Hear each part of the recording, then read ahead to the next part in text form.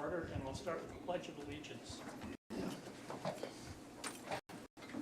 I pledge allegiance to the flag of the United States of America and to the republic for which it stands, one nation, under God, indivisible, with liberty and justice for all.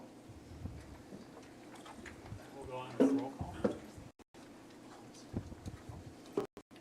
Dr. Dave Bardo. Here. Dr. Noel Deep. Wayne Gagnon. Here. Jill Maddox Nelson. Here. Andy Mary. Here. Mary Newfeld. Here. Danny Pyatt. Here.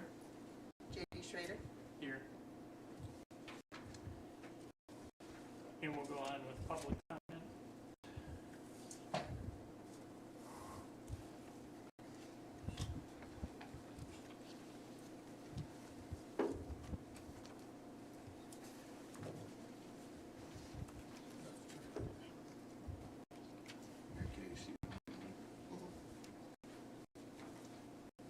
And the first person up is Carol Bardo. Good evening. On February 8th, the Director of Instruction made a presentation to the district on curriculum development. It was obvious she put much work in this process involving many of the key players, but sadly our students' proficiency in reading and math... Terry, can you hear? Oh, it is on. Closer. Oh, okay, sorry. That's what we tell you guys all the time. I know, it's always hard to know, isn't Okay. it? Sadly, our students' proficiency in reading and math continue to be very low. Ms. Dahm stated that the process of curriculum review and updating had been neglected for many years and that our current reading programs lack many of the support structures to help students who are behind in phonics and foundational literacy. What I, parents, taxpayers, and voters in this district found somewhat alarming is the apparent current focus on researching the process needed to initiate a social studies and science curriculum review. I'm aware there is much more to curriculum than books, but to be able to engage into social studies or a science curriculum, a child must first be able to read and perform basic math. Many of our students really are not there yet. On January 17th, I made a request of information for all ESSER and COVID grant money allotted to Anago. The total of the 3 grants came to over $7 million. Monies have been earmarked for various needs in this district, including building repairs, technical needs and upgrades, as well as one-time stipend for all staff. Further information requests have revealed that 3 temporary teacher coaching positions were developed and are supported with COVID money. The annual total for those internal coaching positions is a minimum of $182,000 for the next 3 years. A question that comes to me and many in our community: wouldn't it be wise to invest some of the ESSER money our district has received on a sound, complete curriculum for reading and math?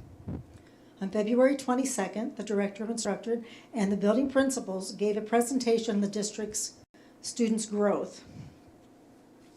Although growth is very important and a component of learning, I can't see, so it doesn't equate to grade proficiency, which continues to be low. I think a whole picture review would be much more beneficial to the public to understand what's going on, and I have many questions about that. During that presentation, it was also noted that in addition to the 3 previously mentioned coaches, multiple internal and external supports have been made available to the district teaching staff. The external consultants and coaches were mentioned in the presentation, which came from several CESAs and the Wisconsin Mathematics Institute, which brings me to my current information request. I'm requesting an inclusive list of all internal and external teaching instructional supports, including the mentioned CESAs and Mathematics Institute, as well as all others. This information would include titles, job descriptions, target populations of service, and total cost of each service contracted. And per our discussion, Dr. Sprague, I have attached a $50 transparency fee for my FOIAs going forward. This money was donated to me for this purpose by Adam and Tara Nicholson, and there have been many other donations for further requests. Thank you for your time. Okay, thank you. we will go on to board vacancies, interviews, and appointment. Dr. Bardo, do you have Thank you. something you want to say here? Pass that down to Andy. Pass that to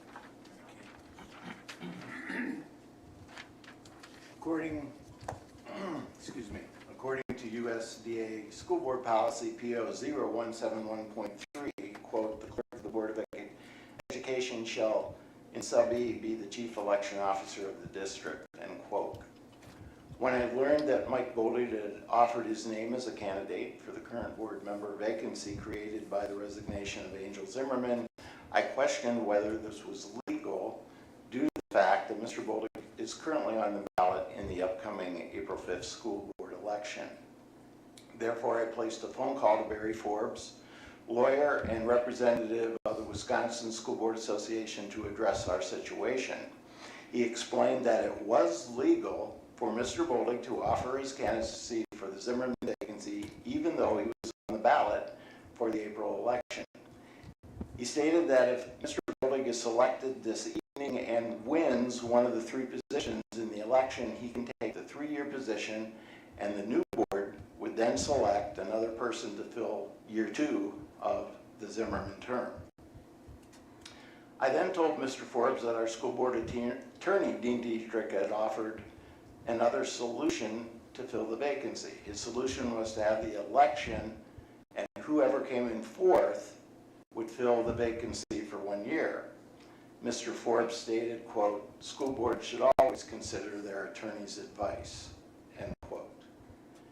At the February 22nd board meeting, Mr. Dietrich's opinion was stated but ignored.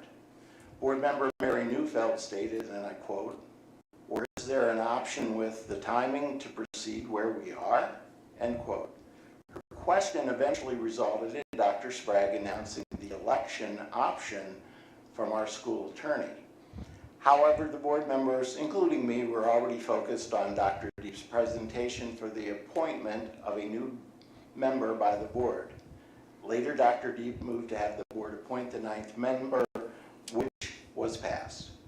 My concern is that we never considered Mr. Dietrich's solution to let the people elect our 9th member. It was never discussed. Therefore, with an apology to both Mrs. Borneman and Mr. Boldig, I make the following motion in accordance with Robert's Rules of Order, Section 35. I move to rescind the motion to appoint our 9th member as approved at the February 22nd, 2022 meeting, and amend it to read the following. The vacancy caused by the Angel Zimmerman resignation shall be filled by the person who comes in 4th on the April 5th, 2022 school board election. Second. Okay, so we have a motion and a second. And Dr. Barter, I'll let you start with discussion. Well, I'm going to start with what Mary said. She was sitting actually right here. I was over there. And I quoted her, and her immediate reaction was, well, can't we just stay with 8? And I make the assumption that she was referring, we have an election coming, and in this past election, we had 4 people who were elected, 1 for a 1-year seat. Also, we had 6 people when we could have had much more because it was open to the public. We had 6 people commit to run for this election. And then we had a resignation, and Mr. Dietrich offers us an opportunity to look at a different way of doing what we've done in the past, because we are so close to the April 5th election, and it is within our 60-day limit, according to school board policy. We can choose to have the electorate decide who will fill the Angel Zimmerman position. So I felt that we needed to discuss it because our school board attorney suggested this as an option for us. And I'm going to say up front, so that everybody knows, to pass my motion, it will take a 2/3 majority of those present. So it will take, because there are 7 of us here tonight, it will take 5 votes to overturn Dr. Deep's motion from the 22nd and change to where we have our electorate decide. Okay, anybody else? Can I read the sentence there from that letter? Dean said. Not just the dean's letter. So Dean Dietrich's letter was uploaded in the board docs of last meeting, and he does indicate, I'll paraphrase, that the board can choose to do what it's always done, and that is to have an always, meaning when we've had a resignation at least the last 4 years. But that would be to hold interviews and then appoint a person for the remainder of that term. The other option, which Mary Kay Pregler and I did intentionally ask about, was the election as an option. And so that is clearly indicated in the document shared with the board last time as well. So it says, when the elections are so close to the spring election, the school board will wait to fill the vacancy until after the spring election and then select the person to fill the vacancy, the 4th highest vote getter in the spring election. So the board would be doing this election, right? Of Not, the 4th. yes, the election, we would just, It's just putting it off. right. But we had, I don't know, what irritates me slightly is we clearly could have considered this. You know, it more looks like, oh, you didn't get the candidate to what you wanted to apply, so now you're changing the rules after No. you agreed to it. If you go back and watch what was done, it was never even discussed. All I'm asking for is a discussion. That's my position as the clerk, because we did not even consider Dean Dietrich's proposal. And yes, you are correct. If we do it, there will be an election on April 5th. 3 people will be elected, and at our next meeting, we would choose, if we choose to do this, we would choose whoever comes in 4th to take the 1-year term, the 2nd year of Angel's term. So would then the president would it be more than 60 days, so Andy would just get the choice of the person? Because he's the president, isn't that the other thing our board policy says? Yes. Because we waited too long. Okay? But 60 days could take us through the election, correct? From February the 10th It would. through the election, It so would. we would have to consider that 4th candidate as being the one that we would appoint. That might be the wise idea for the president to do, but it says the president can appoint at that point. So he could appoint Well, the whoever policy he says wanted. shall, and, you know, we have to know the definition of shall, like we have to know the definition of by sometimes. So we gotta know what shall means in there, that the president shall appoint. Does that give the latitude to the president to appoint, or to follow what Dean Dietrich is saying and take the 4th person? He's offering that as one option. He Yeah. offered 3 other options, right, 3 total options in that letter, and we all had the opportunity to read that letter.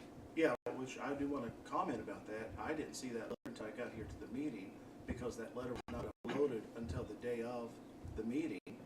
And the letter was dated for the 21st. It should have been uploaded on the 21st, not on Tuesday the 22nd, because some of us that sit around the table, we have 8-9 hour jobs that we work in the daytime. And just like today, there were things that was uploaded today that wasn't on there last night, as I was looking at it last night. And that's been a problem since I've sat on this board. We see things uploaded the day of the meeting. And I don't think that we're doing justice to our board members because we're not getting all the information to be able to look at it. So the 60 days would go up to April the 10th, which would be after the election. Correct. Correct. So then the 4th person, if we follow Dean Dietrich, the way that I understand this, and the way that JD just helped me to understand too with the verbiage here, is then we could take the option of taking that 4th highest vote getter that the electorate chose, which I think in the best interest of our school board and our community is we should let the people decide who sits on the board. That's the fair thing to do. So, Julie, you said the last 4 resignations, is that right? How many ever there were in the last, this is my 4th year in this position. Have any of those been so close to an election? No, I don't have those dates memorized, not that I can recall. So, when I supported Dr. Deep's motion in the last meeting, that was out of the thought process of the framework of maintaining consistency, though I didn't, without that discussion, this discussion happening, then I didn't think about it from the perspective of allowing the voters to essentially direct us to filling that 4th position, which there are benefits to because it's an elected position, so it's our voters in our community providing direct feedback, and I think it also increases transparency and really could be arguably community engagement as well by allowing the voters to direct the board more directly. Jill, did you read the letter before the meeting last time? Well, I actually thought it was logged on when I went into board docs, and it was not, so I did not realize that it wasn't included if you're not logged into board docs. So I did not see it before the meeting because I didn't know it was there. Dave, did you read the No, it wasn't there. I guess maybe I was the only one who did and I wasn't here. I did. Okay, so, Jill, just to your point that the electors should elect the 4th place person, people are going to be voting for 3 people, and it doesn't mean they want the 4th place person. If the election was set up to elect a 4th place person, then people would be more inclined to run for the 4th place position. You know, maybe people would say, well, 3 people are running and they're all good people, so I'm not going to run. But if they knew there was a 4th place person they would run. And I just think that, you know, we're going to vote for 3 people. Some people may not want any of the other 3 people, the 3 losers. And so we would be forcing that upon them. And I think our policy is pretty clear. If that resignation comes before the 4th Tuesday in November, I believe, then it goes to the election. If it comes after that, the board appoints. And I just think it's an opportunity to allow further engagement, transparency with our community. I mean, I think when we change policy to suit our whims, we're not being transparent. The other reason in government is when you say your terms is to provide some continuity, just like the House of Representatives or the Senate, you know, they stagger them, so every 2 years, right? 4 years? The term is 6 years, but everyone is not up for election every year. If we wanted, we could put all 9 members of the board up for election every year, but we're trying to have some continuity, and so, you know, in that sense, you're also, you know, it's just a balance of power in case there's one political wing once that flips the whole board.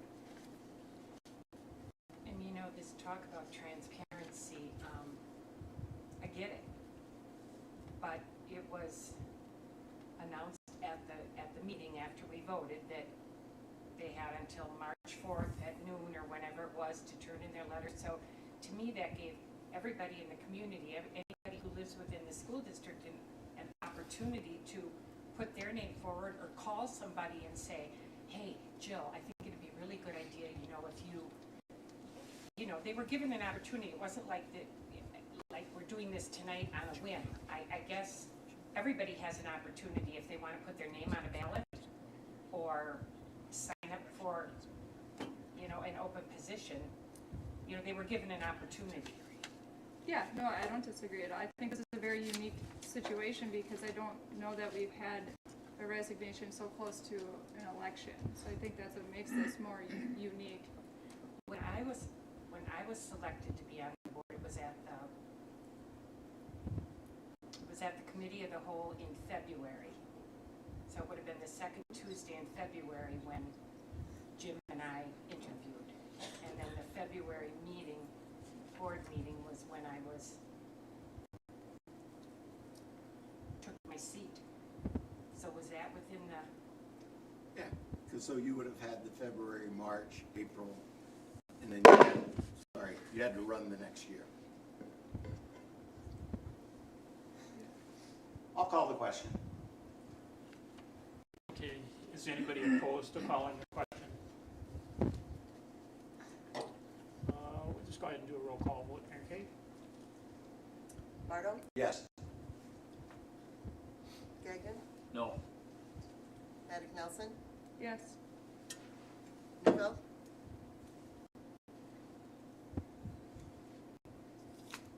No. Hyatt, Yes.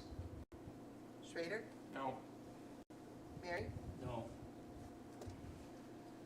Okay, now we will proceed with the interviews. And you're, okay, yep, who are we interviewing first? it's in your folders. Dave, nothing's ever boring with you around. Well, just to go on the record, because I talked to President Mary before before the meeting, the process will be we will interview the two candidates, and then there will be a secret ballot. Because there are 7 here tonight instead of 8, obviously we can get a majority, but according to Dr. Sprague, we will need 5 votes for someone to be selected here tonight. Per board policy. Yes. And so there really won't be a need for a coin flip. So that's what we'll do. Because if we had had all 8 here, there was the possibility of a 4-4, so I brought a coin just in case. So with that, we can start. Should we go ahead and say? Of course, if somebody abstains, it can be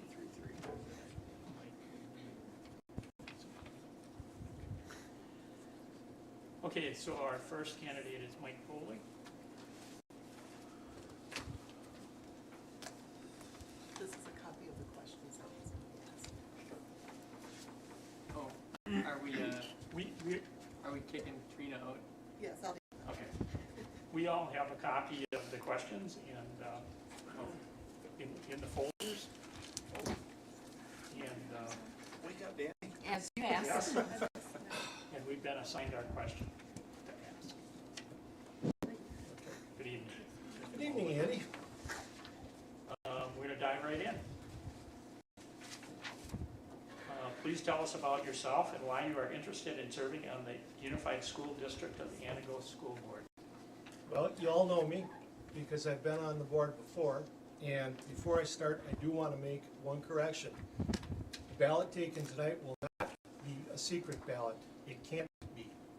It can be done as a signed ballot, and then the results will be announced after each board member has had an opportunity to vote. It is not a secret ballot, contrary to what Dr. Bardo had originally indicated. So I want to make sure that in terms of transparency, is also out there. Thank you. I was a member of this board for a long time. I have been coming to board meetings or either in person or virtually attending them for the last 13 years. I'm concerned about education in this community. I want to see it thrive. I want to see it survive. Right now, education across this country is under attack. It's under attack by a lot of people that don't understand or take the time to understand. They would rather sit back and criticize. I don't want to sit back and criticize. I want to be part of the solution, not part of the problem. That's my reason for being here tonight. Next question. Mike, I have question number 2. Our district vision states, and I quote, "Every student and staff member experiences a sense of belonging and authentic supportive relationships. In partnership with our community, we commit to fostering student well-being and learning success, end quote. How do you see yourself helping us further this vision? It's a very good question. I see my role as a board member to be positive as an influence on the students and staff of this district. And the only way you're going to get good, authentic, supportive relationships is to be positive about things. If you're constantly negative or trying to find fault, you're never going to be able to have success. You have to be able to accept the fact that yes, there are going to be certain things that you're not going to be very good at.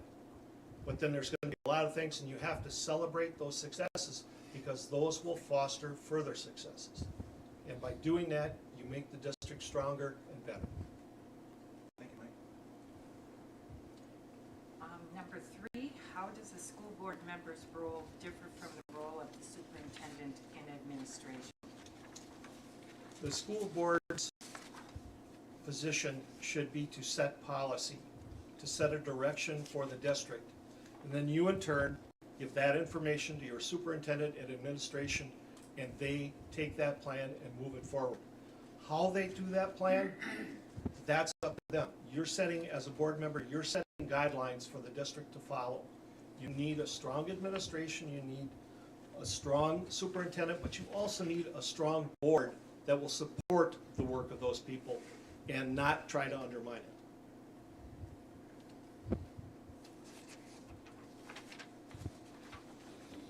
Mike, how can school board members actively promote community support for our public schools? Did we just skip a question? Well, there's I no was Because that went four. from There number is no 3 to number number 4. There's no 4 on my sheet. So Mike, I went from 3 to 5. Well, and I have question number 4 on mine, so apparently I'm up to speed here. What is it? Well, question number 4 on this piece of paper in front of me says, educators are currently leaving the profession in record high numbers. How can we as a board help attract new employees and retain our current employees? Which question would you like me to answer first? Answer that one. Yours. Thank you. Educators are leaving the profession because, quite frankly, they're getting a little burned out. The last couple of years have been extremely hard on everyone in the education profession, whether it be a teacher, whether it be an administrator, or a board member. Things have not been easy. We've gone through a rough time, but we're coming out on the other side of it now. How do you attract them? You try to offer them a fair living wage, for starters. You want to make it possible for them to come to your district and thrive. But then you also create an environment that allows them to thrive. And that's by supporting them, giving them the tools they need.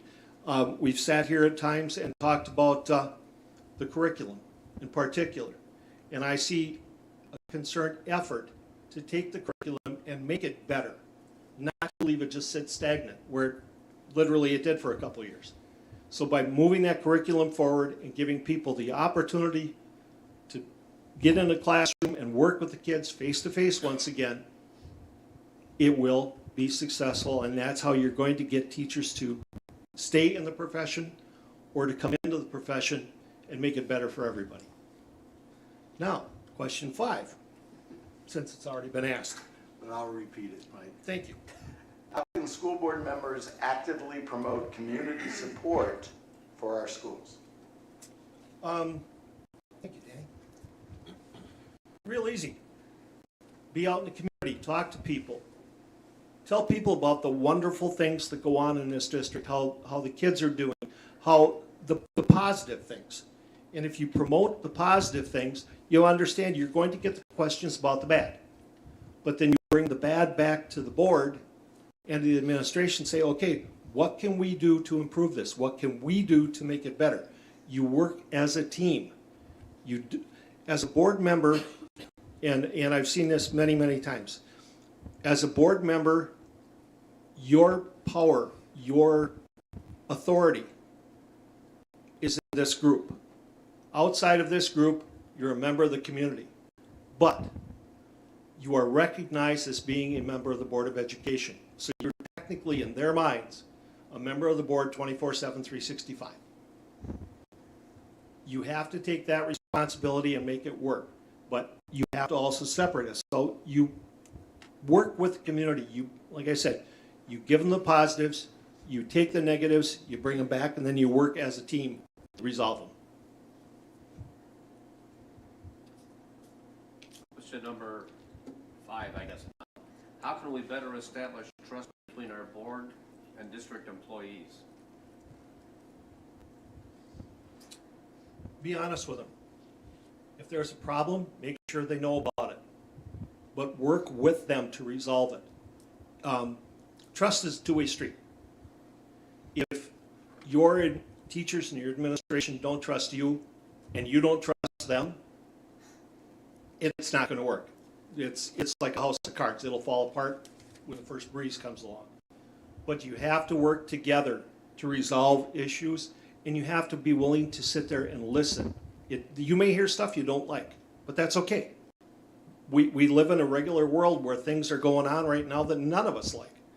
But we have to work through them to accept them and then try to figure out the answer to the problem. And I think if we can work with teachers and show that we're willing to listen as a board and work with them to resolve things, you will develop that trust, and that will go on to success in the district. Mike, how would you navigate differences of opinion on the board? Same way I do with my 3-year-old grandson. Quite frankly, he can yell and jump up and down and scream and call Grandpa all kinds of wonderful names, but guess what? It's just there. We have to understand everybody's going to have a different opinion. It may not be an opinion that agrees with mine, and that's fine. But we have to take those opinions, whatever they are, and find some middle ground. It's not one way or the other for anything. Not in this day and age. We have to learn, once again, how to develop compromise, how to work together to resolve problems. And I think if you have a difference of opinion, that's fine. But don't sit anywhere and rub somebody's nose in it. Sit there and talk to people and listen and respect one another's opinions, because respect will get you more than it will when you pick the other side of the situation. Okay, question 8. What motivates you personally and professionally? The ability to get up in the morning. Because I have, right now I'm celebrating my 49th year of employment with my employer. I'm not a quitter. I don't give up on things just because they get a little rough or anything else. I've lost family members to cancer, very close to me, my brother and my late son. These are things that I want to live a good, strong life, and I want to be there for everybody. And I think by being a member of this community and a member of this board, you get the opportunity to work with people and to hopefully make their lives just a little bit better. And that motivates me, because I'm basically a very positive person. There's not a whole lot of negative you're going to ever hear flying out of me, but that's fine. But I think just the ability to work with people and to make their lives a little bit better makes me feel better about myself, and that's all it takes. Okay.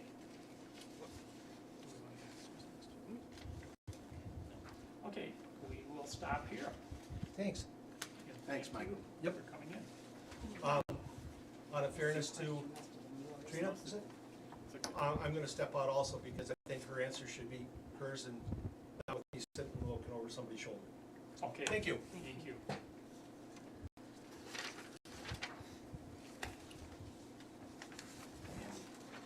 Probably want to give her a heads up that when we get to question 4, she'll have to read it.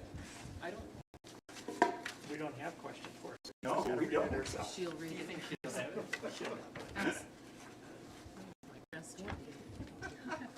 That's okay. I don't need that much. Just sit there quietly. I don't. She had it for Mr. Deeb, and he didn't show up tonight, so the page mysteriously disappeared. Hi, Trina, welcome. Hi, thanks. right into the questions here. Okay, please tell us about yourself and why you're interested in serving on the Unified School District of the Antigo School Board. Sure. So I have lived in Antigo for about 3 years and moved up here to make this my home.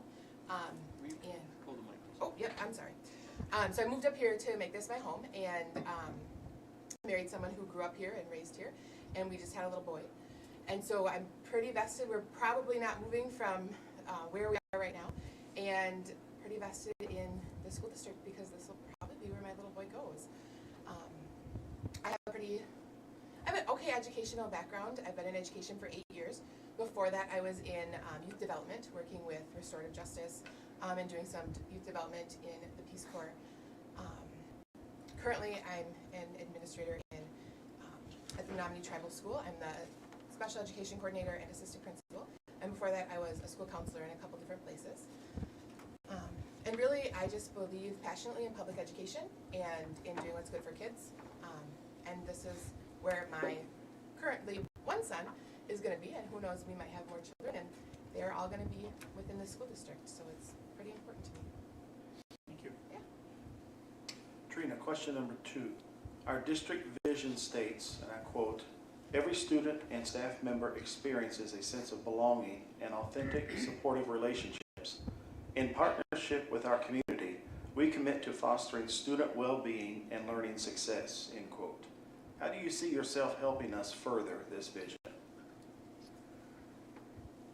Really, a core belief that I have in my career is that people don't do things for people they don't like. So when you're looking at students, when you're looking at your staff members, if you can't have a professional relationship with them, where they are trusting you, where they have respect for you, where you're consistent, and when you're able to have tough conversations, and they don't know that you have their best interests at heart, they're not going to be performing their best, whether that's a kid or whether that's a grown-up. You've all walked into rooms where you've been uncomfortable because you know the person across from the table either doesn't like you or is already thinking something about you, or even just has that feeling like, man, this is not going the way I thought it was going to go. And I truly believe that relationships come first with accountability, and that means tough conversations. A lot of times, currently for me, that's tough conversations with kids about, hey, this happened, and we have to learn from it, and there's going to be a consequence for it, but at the same time, we need to be able to grow from that. Trina, maybe you gotta hold the Oh, mic, man, because okay. people would like to hear you. In the Yes, back. I'm sorry. So really, I really enjoyed getting to know the Antigo community. I hope to continue that. I hope to be able to get more involved in the community and really the success of the school district. Trina, how does the school board member's role differ from the role of the superintendent in administration? Good question. So I really see the superintendent as somebody who's guiding the ship, right? They're the person who has they have to know what's going on in every aspect, right? And they come back and they share those things with us. And we are, as a school board member, you're looking at, okay, bigger picture, this is what the community thinks is important. This is what is going to help kids grow. But I think you have to realize that the people you employed are there for a reason. They are highly educated. They're usually highly successful. Otherwise, why did you employ them? And they're going to be able to guide you in the right direction. So I think it's really got to be a trustful relationship. And it's a partnership. I don't know if that totally answers the question, but I guess that's kind of how I see that. It's a partnership that works through the different issues. I mean, there are so many different issues that comes up that it's going to look a little different every time.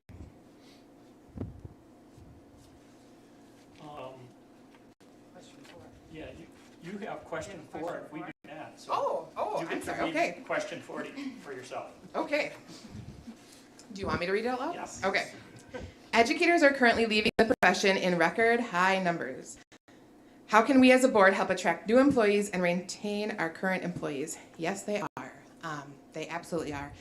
And again, I'm just going to go back to, I think it comes down to a relationship, because there are tons of highly educated, qualified teachers out there, and you have to market your school district as a place they want to be at the end of the day. You can go anywhere right now if you'd like a job. I have been trying to hire a special ed teacher at work, and there were 13 other special ed jobs within driving distance of my school at the beginning of the school year. So I had to make sure that when I was doing interviews, I was really advocating, like, this is why you want to be at my school. Because at this point, it's the employees' market, and you have to make sure that people know, these are the benefits that we have, this is what our community is like, this is when you walk into our building, this is how it feels. Yeah, there's going to be problems because we're working with kids and they're learning and they're absolutely going to make mistakes. But this is how we're going to handle that, and this is how we're going to support you. Okay, thank you. Okay, Trina. How can school board members actively promote community support for our public schools? I think it's conversations at the grocery store, because you can have as many banners as you want, you can have as many pretty pictures as you want, but it's the conversations that happen in homes and in grocery stores between people who trust other people. And it's that word of mouth that's really going to take you places.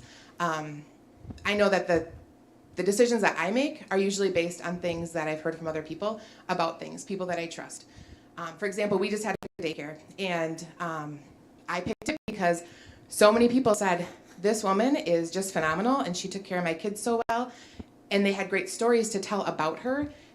And I think it's the same thing, right? The daycare lady is going to take care of my child and has a school. You are apprentice and loco, and you are taking care of those children where they're here. And parents are going to come to you, and you could even get open enrollment parents if they're hearing good things about your school district from other people they trust. Because anybody can get up and repeat a letter or show a flyer. How can we better establish trust between our board and district employees? Some of the things that were talked about earlier, transparency, having open conversations, and making sure that you're seeing all the different perspectives. That's definitely one of the things that I have learned in the past couple of years, that there's always a perspective out there that I am going to miss, and so I need to always be aware of that. And usually it's a perspective that is a little bit harder to hear, so I've really become open to making sure, okay, I know that this person and I maybe don't see eye to eye, so I want to hear what they have to say about that, because that's a perspective that I need to make sure I'm thinking about, whether that's a student or a staff member. You know, your toughest students are going to be able to tell you what rules need to be fixed because they know how to break them. So that's what I think builds trust, is just having those open, honest conversations. Trina, how would you navigate differences of opinion on the board? I think it starts with respect. Everybody has an opinion and a reason for their opinion. It all has to do with what you've experienced. Everybody on this board has different life experiences, which is great, and which is why it's important and valuable to have different people on the board, right, from different backgrounds. And I think that you have to listen to what everybody is talking about and then come to your own consensus, thinking about what people have said to you when they've stopped you either in the grocery store, or they sent you a letter, or they've given you a call. The people who have elected you to be there, thinking about what their thoughts are, and then just having that respectful conversation. But it really comes down to respect, because if that's not there, it's just going to be arguing. Okay, number 8, what motivates you personally and professionally? Professionally, I love to see kids grow. And by kids, I even mean your 18-year-olds, because frankly, I thought I was a grown-up at 18, and I was not. I do not make the same decisions that I did then, thankfully. But those are going to be people in charge of our community, and it's fun to watch them and have those conversations, especially as they get older. When they're little, it's fun to just watch them figure stuff out on their own and get excited about that. So really, I'm really passionate about kids. Personally, I'm really passionate about my family.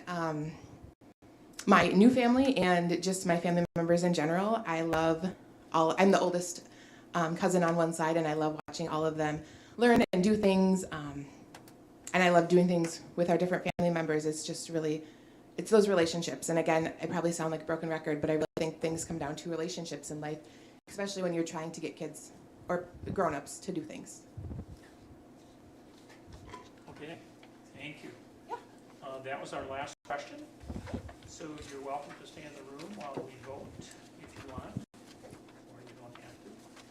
And perhaps, Heidi, would you like to step outside and see if Mike wants to come back in, or if he's there? Thank you.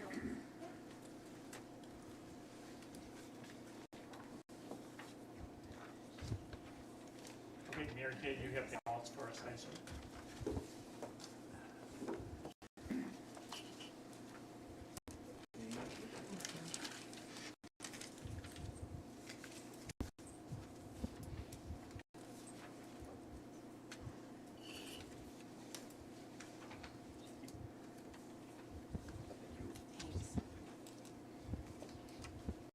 Mary Kay, I'm gonna do this secretly, but I'm confident you're gonna tell us what the final score is.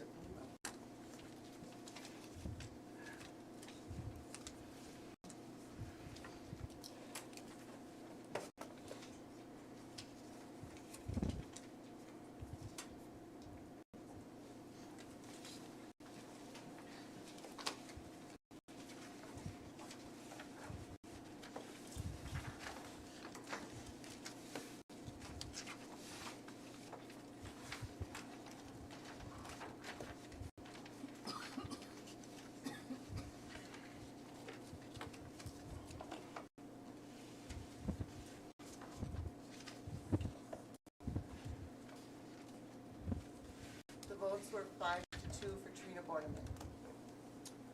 Okay, congratulations, Trina. We will, Next meeting. next meeting will be sworn in, and you'll be on the board at that time, so you'll be sworn in at the beginning of the meeting. Meeting's here, correct? Yes. Yeah. We've been moving a long time. Okay. And Mike, if you're there, thank you for coming in and interviewing. Mike, now back to your Indian, congrats on Trina, she did a fine job. Thank you. And we will continue on with new business.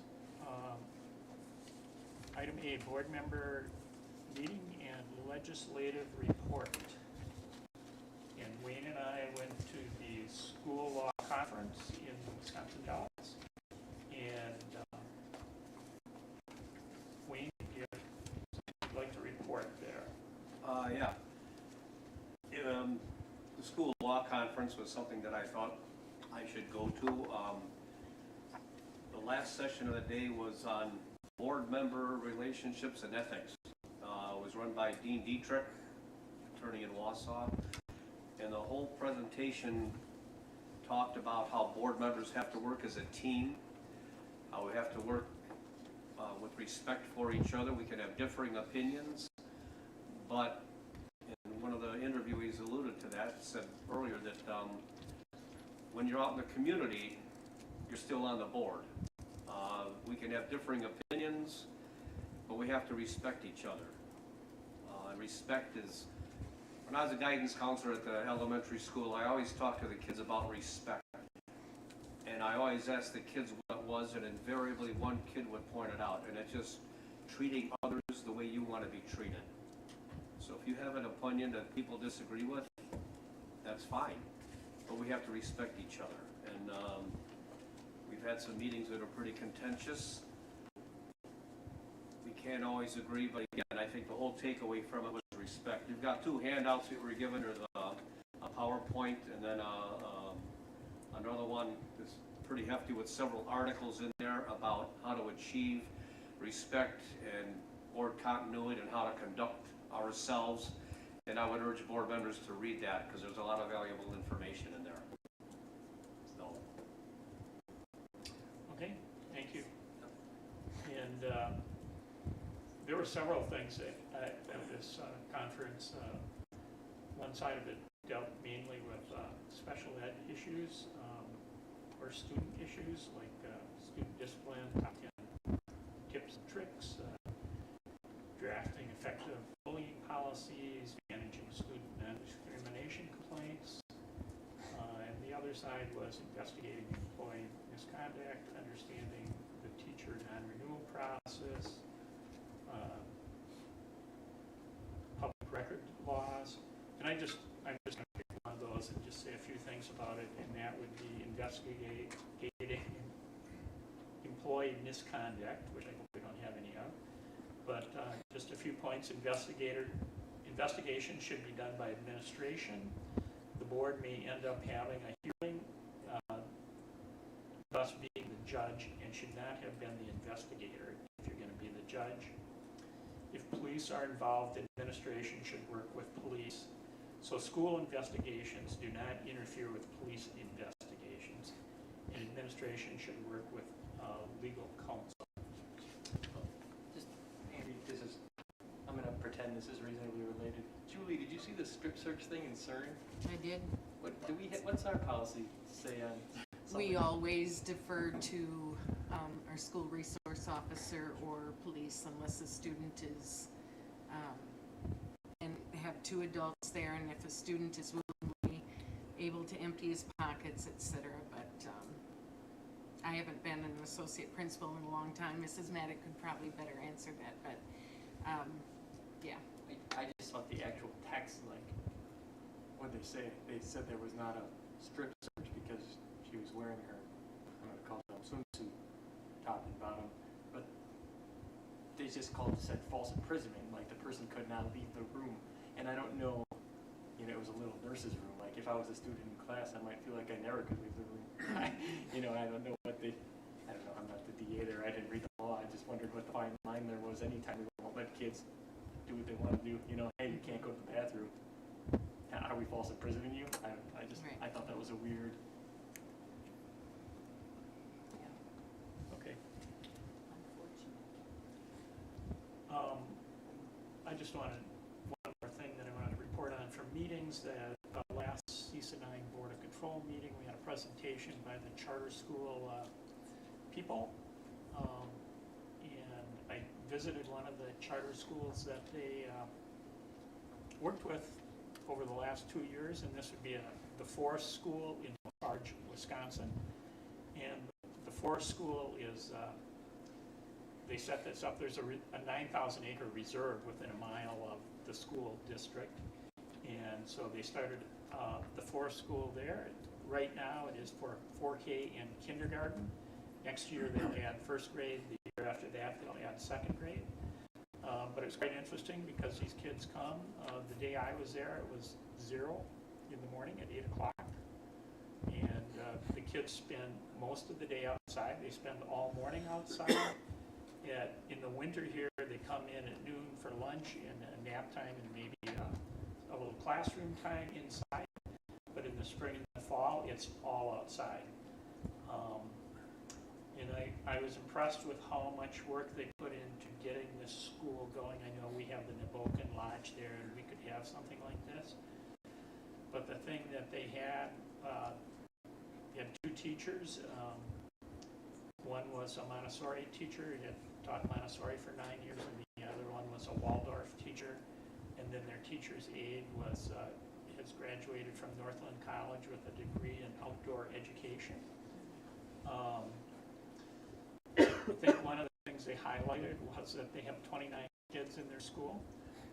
Only 5 of them are from their district. The rest of them are all open enrolled, and so they're hoping that one way or another after second grade they will hold on to all of those kids.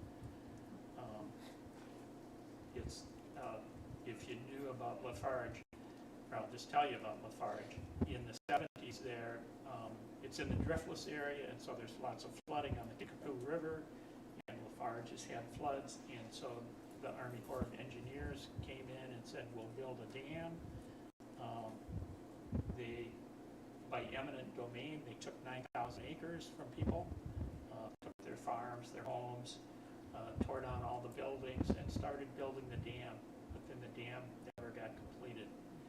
And so lots of sore feelings there. In the school district, they're kind of sore because they lost a lot of students because people lost their homes. But yeah, the long and short of it is they have put a lot of work into getting this going, and it'll be interesting to see how it goes in the next couple of years for them. Okay, that's all I have. We'll go on to item B, budget update.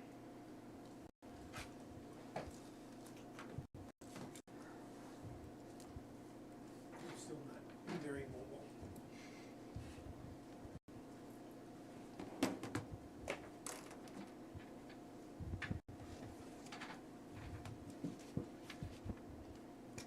Okay, so this is a document we've used in the past, and one I'd like to bring forward for this year.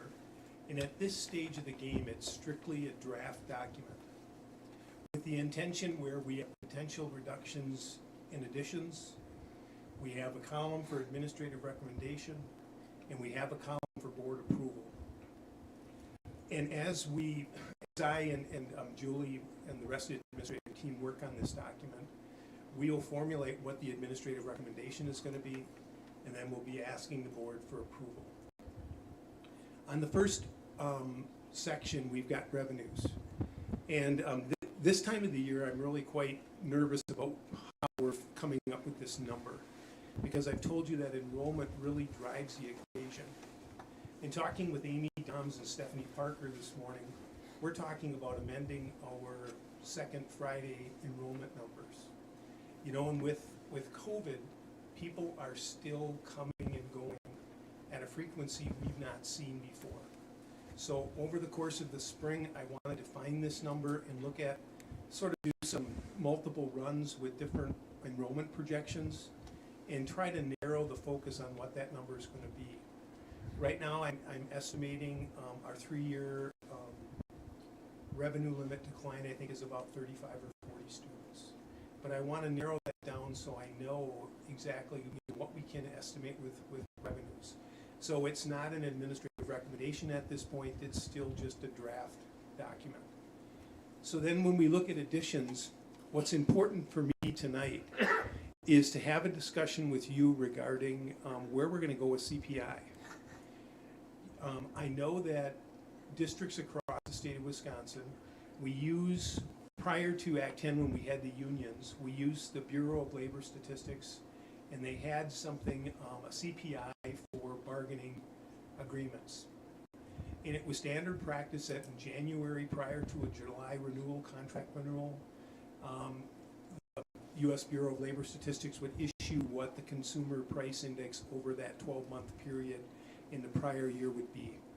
So districts have kind of stuck with that. And we know that last year our CPI was about something like 1.5, maybe a little less than that.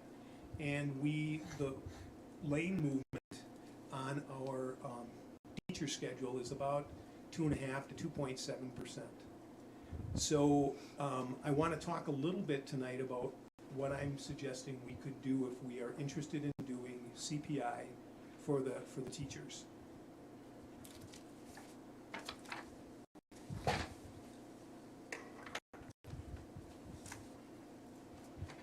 I was going to have this document up on the screen, but between Justin and I, it just wasn't going to work, so I just printed a copy. And once that comes around, I'll explain it to you.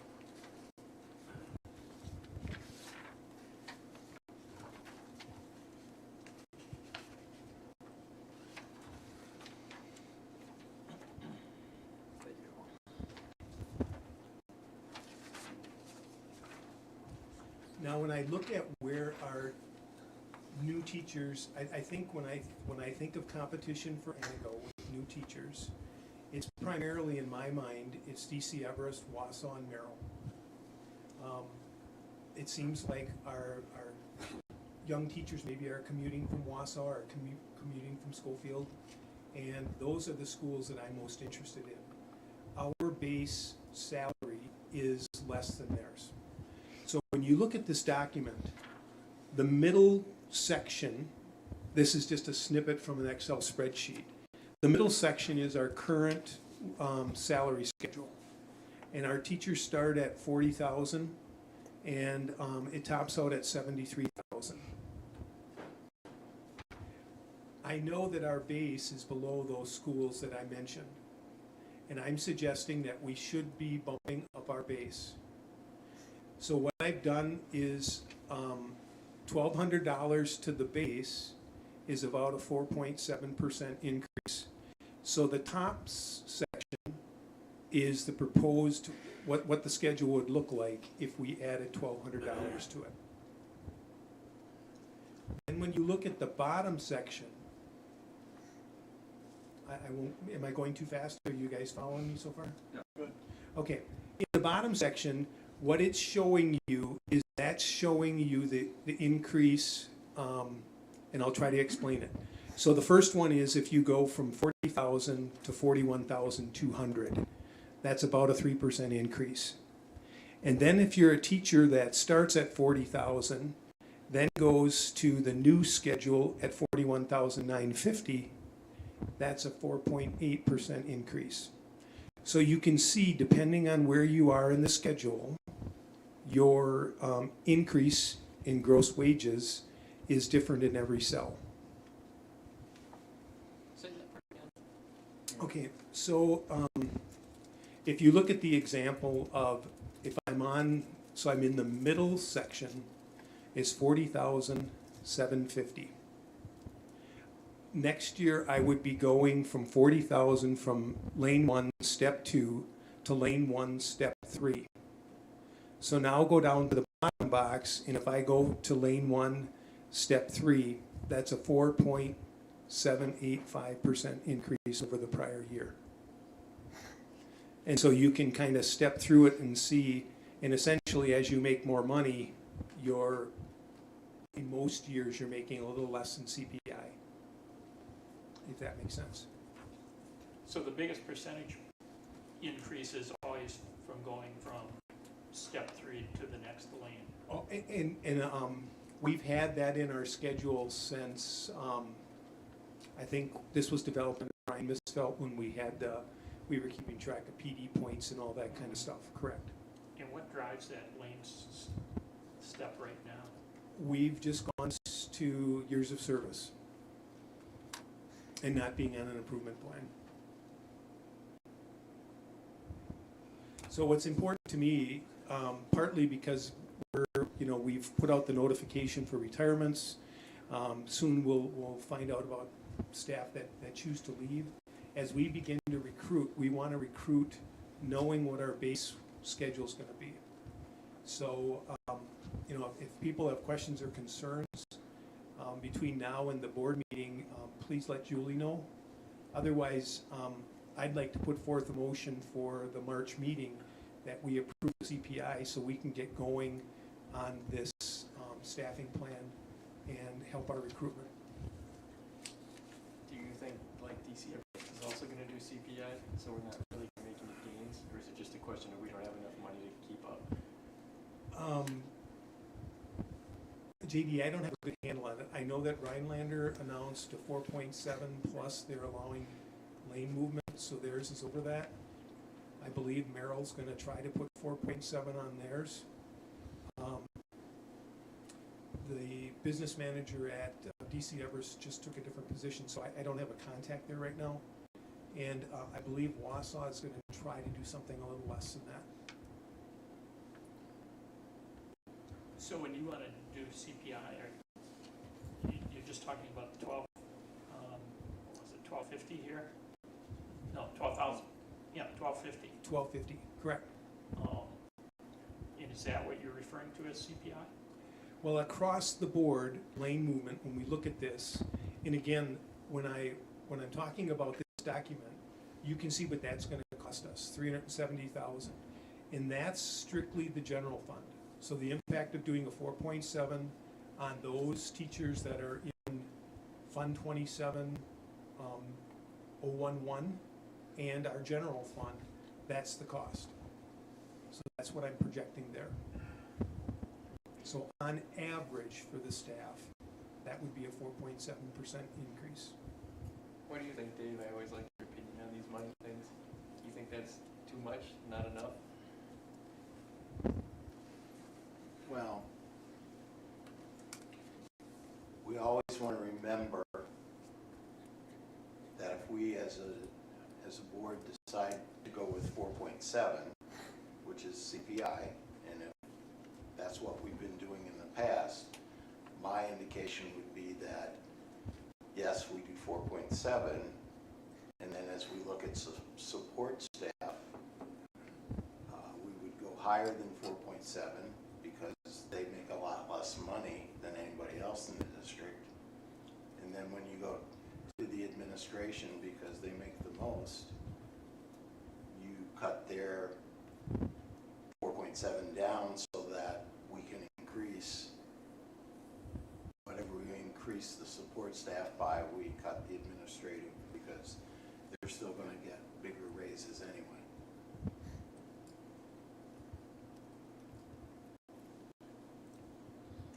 I just believe we have to take care of our support staff and our teachers. What do you think, Mary? I'd like to see everybody get something decent across the board, but it never seems to work out that way, where everybody, administration and support staff and teachers and, but when there's no, you know, when the money is slim, that's what happens. Is there a chance for new money next year, Tim? Or is it the wrong budget cycle? Can't remember. JD, I'll make some comments at the end, maybe that will help relay, kind of tie it all together. What I'd like to do is continue to move down the document. So this is a document we've used in years past. So some of the ideas on the paper are ones that we've looked at prior. I want to make a comment that we are just getting into the nitty-gritty with health insurance, and we've had a pretty favorable year. We're anticipating that we're going to go out for renewal in the next month or two, and right now we're hopeful that it will be a 0% increase, and that'll be a pretty big feat if that happens. Transportation and utilities. Looking back on it, I wasn't comfortable when we negotiated a bus contract 2 years ago to go with a 3% increase for 5 years. To me, that seemed like an awful, when we were looking at inflation at that time under 1%. So hindsight's, I guess, 2020, right? That would have been a pretty good deal right now. So we have negotiations for transportation coming up now. Built into our transportation contract is an escalation clause. So once diesel fuel hits $3 a gallon, we're paying extra for it, and that only makes sense. So Malliot's does a nice job of, that's sort of an extra profit area for Malliot's if they can negotiate favorable gas contracts, fuel contracts.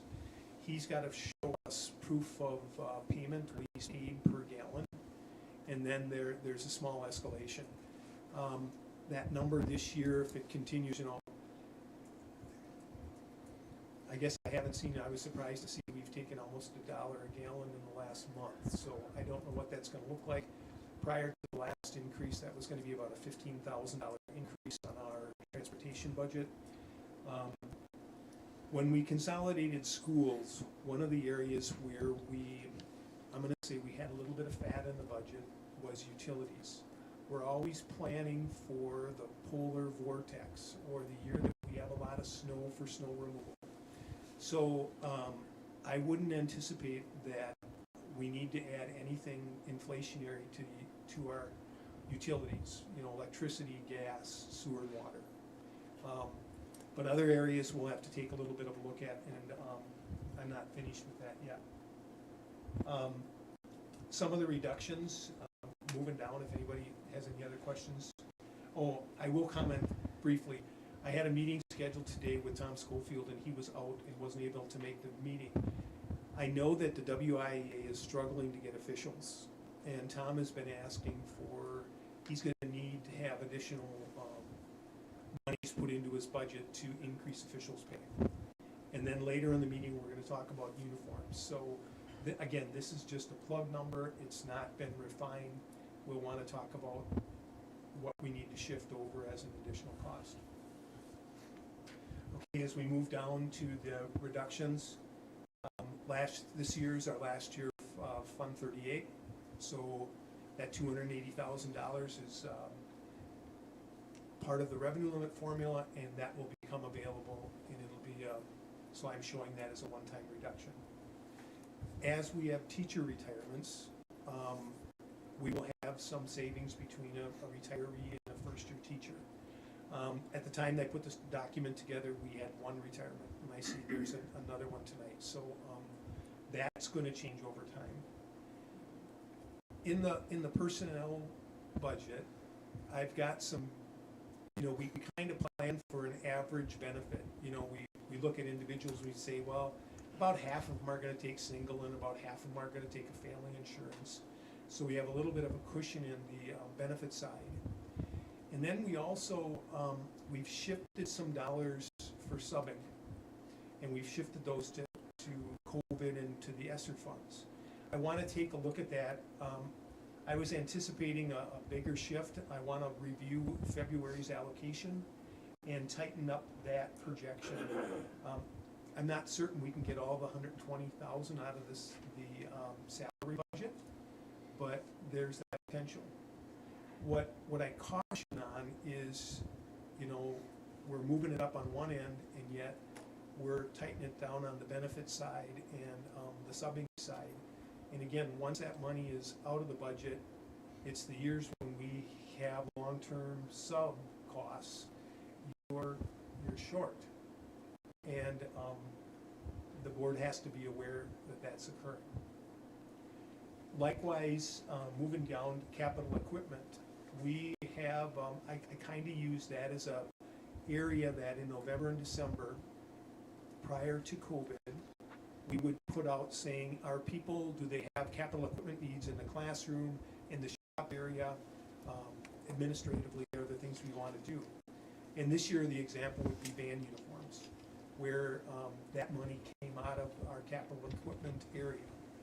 And again, once we cut it out of the budget, it'll be difficult putting it back in. I don't have anything down there with the building budgets, and I'm doing that as today. That was one of my assignments that I didn't get finished. So we'll be looking at that. I don't expect, those budgets are so small. If you look at the high school budget, we allocate $235 per student at the high school, $200 per student at the middle school, and $120 for the elementary. So those principals then are given, based on an average of third Friday and second Friday count, they're given that allocation to build their budgets for the following year. And I hate to cut that, because at the high school and the middle school, they don't have nearly the funds that the elementaries do. I've got later in the meeting, I think the next item, we're asking you to make the contribution to the HRA retirement for teachers. This year it's going to be just under 100,000. We've got forfeitures that I have not expended for prior years. We could use those forfeitures, and that's what they're for, to redistribute those for next year's payment into the HRA. Again, I caution that when we do those things, once it's gone, it's gone. And I think our more senior teachers, that's become a pretty attractive benefit for them. The last two items I'm proposing, I've had conversations with Jake and Mark Kautza, that we can shift dollars from the general fund to the ESSER grants. And it's very appropriate for personal technology, like iPads, Chromebooks, all that kind of stuff we can shift. We're having significant conversations about looking at how we can use the ESSER dollars to fund some of the major remodeling projects that Jake's going to need to take care of. But again, as we shift dollars, there's a day of reckoning. So right now, this is all relative. These are proposals. As we tighten things up, we'll shift them over to a recommendation and ask you then to take action.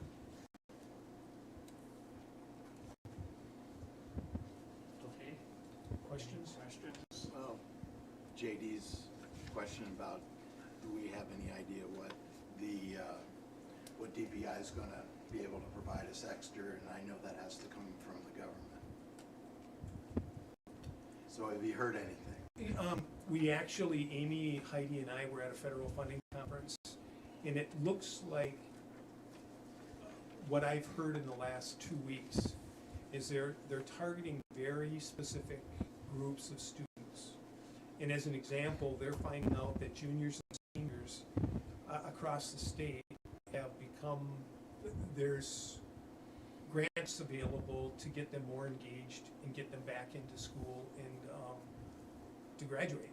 So there's incentives to do summer schools targeted at certain populations, and particularly engagement monies available to target and get kids back on track and ready to graduate. Short of that, we're still seeing some additions with the food service program, but other than just general monies available, I don't know that they're that far along yet. I was referring to Fund 10 as a possible increase in what we get per student. I haven't heard anything to that sort. Me either. When is the budget cycle?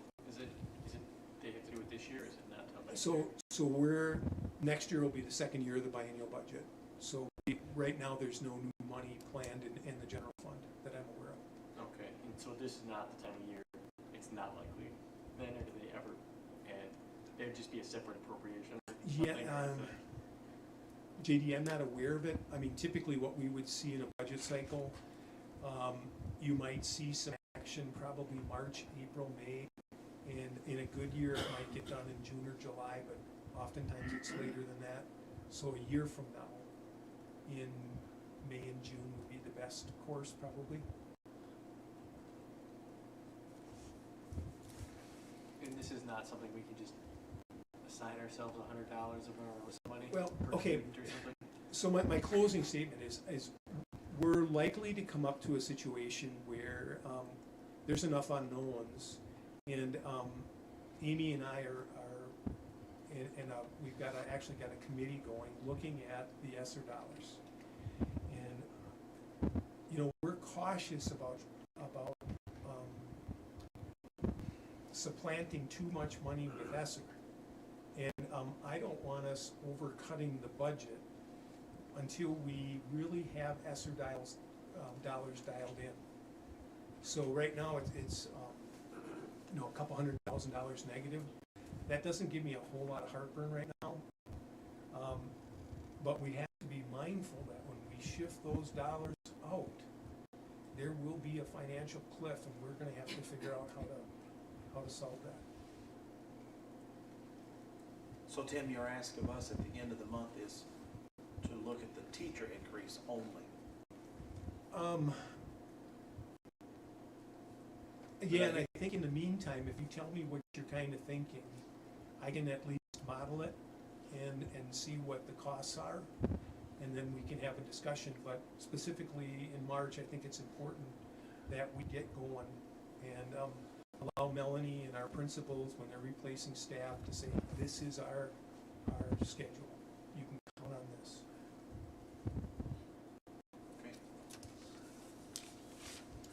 Okay, anything else? Okay,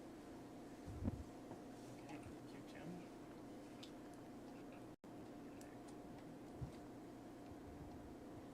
We'll go on to item C, retirement HRA district contribution. Okay, this is something I talked about previously. We've got it in the budget for this year. I budgeted $100,000. Based on last year's numbers, I think we're going to be below that in the actual. We essentially look at teachers with 6 years or more seniority with the district, and I believe that number is something like 92 or 93 staff members, and we would allocate then and make a distribution the first part of April. And so are you saying that $100,000 will be divided between the? We give, typically it's been in years past, it's been $1,000 contribution. $1,000 contribution, okay. per eligible staff member. Any questions on that? Thanks, Tim. Yep.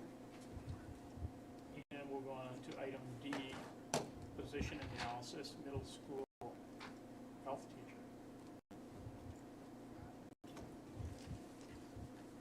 I've invited Heather McCann, principal at the middle school, to speak to this position analysis review. Hopefully you've all had a chance to look at it. but the reason I wanted Heather here is to explain the middle school schedule and how this position would fit into the rotation that you have set up for our students. Okay, so I actually used to teach health at the middle school, and we haven't had a health teacher for quite some time. So for a while, we had health at the ninth grade, and we had health at the ninth grade and also at the 11th grade. And then it moved and transitioned into sophomore year, and then we did offer it in 8th grade in alignment with physical education class. But somehow that's just kind of been absorbed or changed throughout the years. So we haven't had health for quite some time. So with our quarter classes, for our 6th and 7th grade, we have what's called Q, which is cultural experiences. It doesn't really get in depth about foreign language, but it offers some cultural experience and some Spanish and some German, but also taking a look at all the different cultures and just focusing on like analyzing the different types of experiences that people have in other countries. And then another one is tech ed, and then another one is art. And currently we have a class that's called SEL, which is social emotional learning, and this class was brought in by our counselors because we were starting a new curriculum with second step, and with 6th and 7th grade, they were getting some of the information during what we call like our win time. So one day a week, we have like a pride day, and on that time there's like 30 minutes, and then there's a lesson that is provided by all the teachers, have instruction with that. And probably about 3 years ago when I think we started it, I believe that the main reason why we wanted it to be a quarter class is that our counselors were going into the classrooms, like going into science and going into social studies and ELA, and taking some time and having conversations with all the students during that time. The benefit to that is they were getting consistent information all at the same time. Doing it this way, our counselors are being inhibited. They're like in the classroom for 2 hours a day, and they're not able to, as it states in here, like really meet the needs of the students. Like sometimes there's threat assessments that we need to deal with.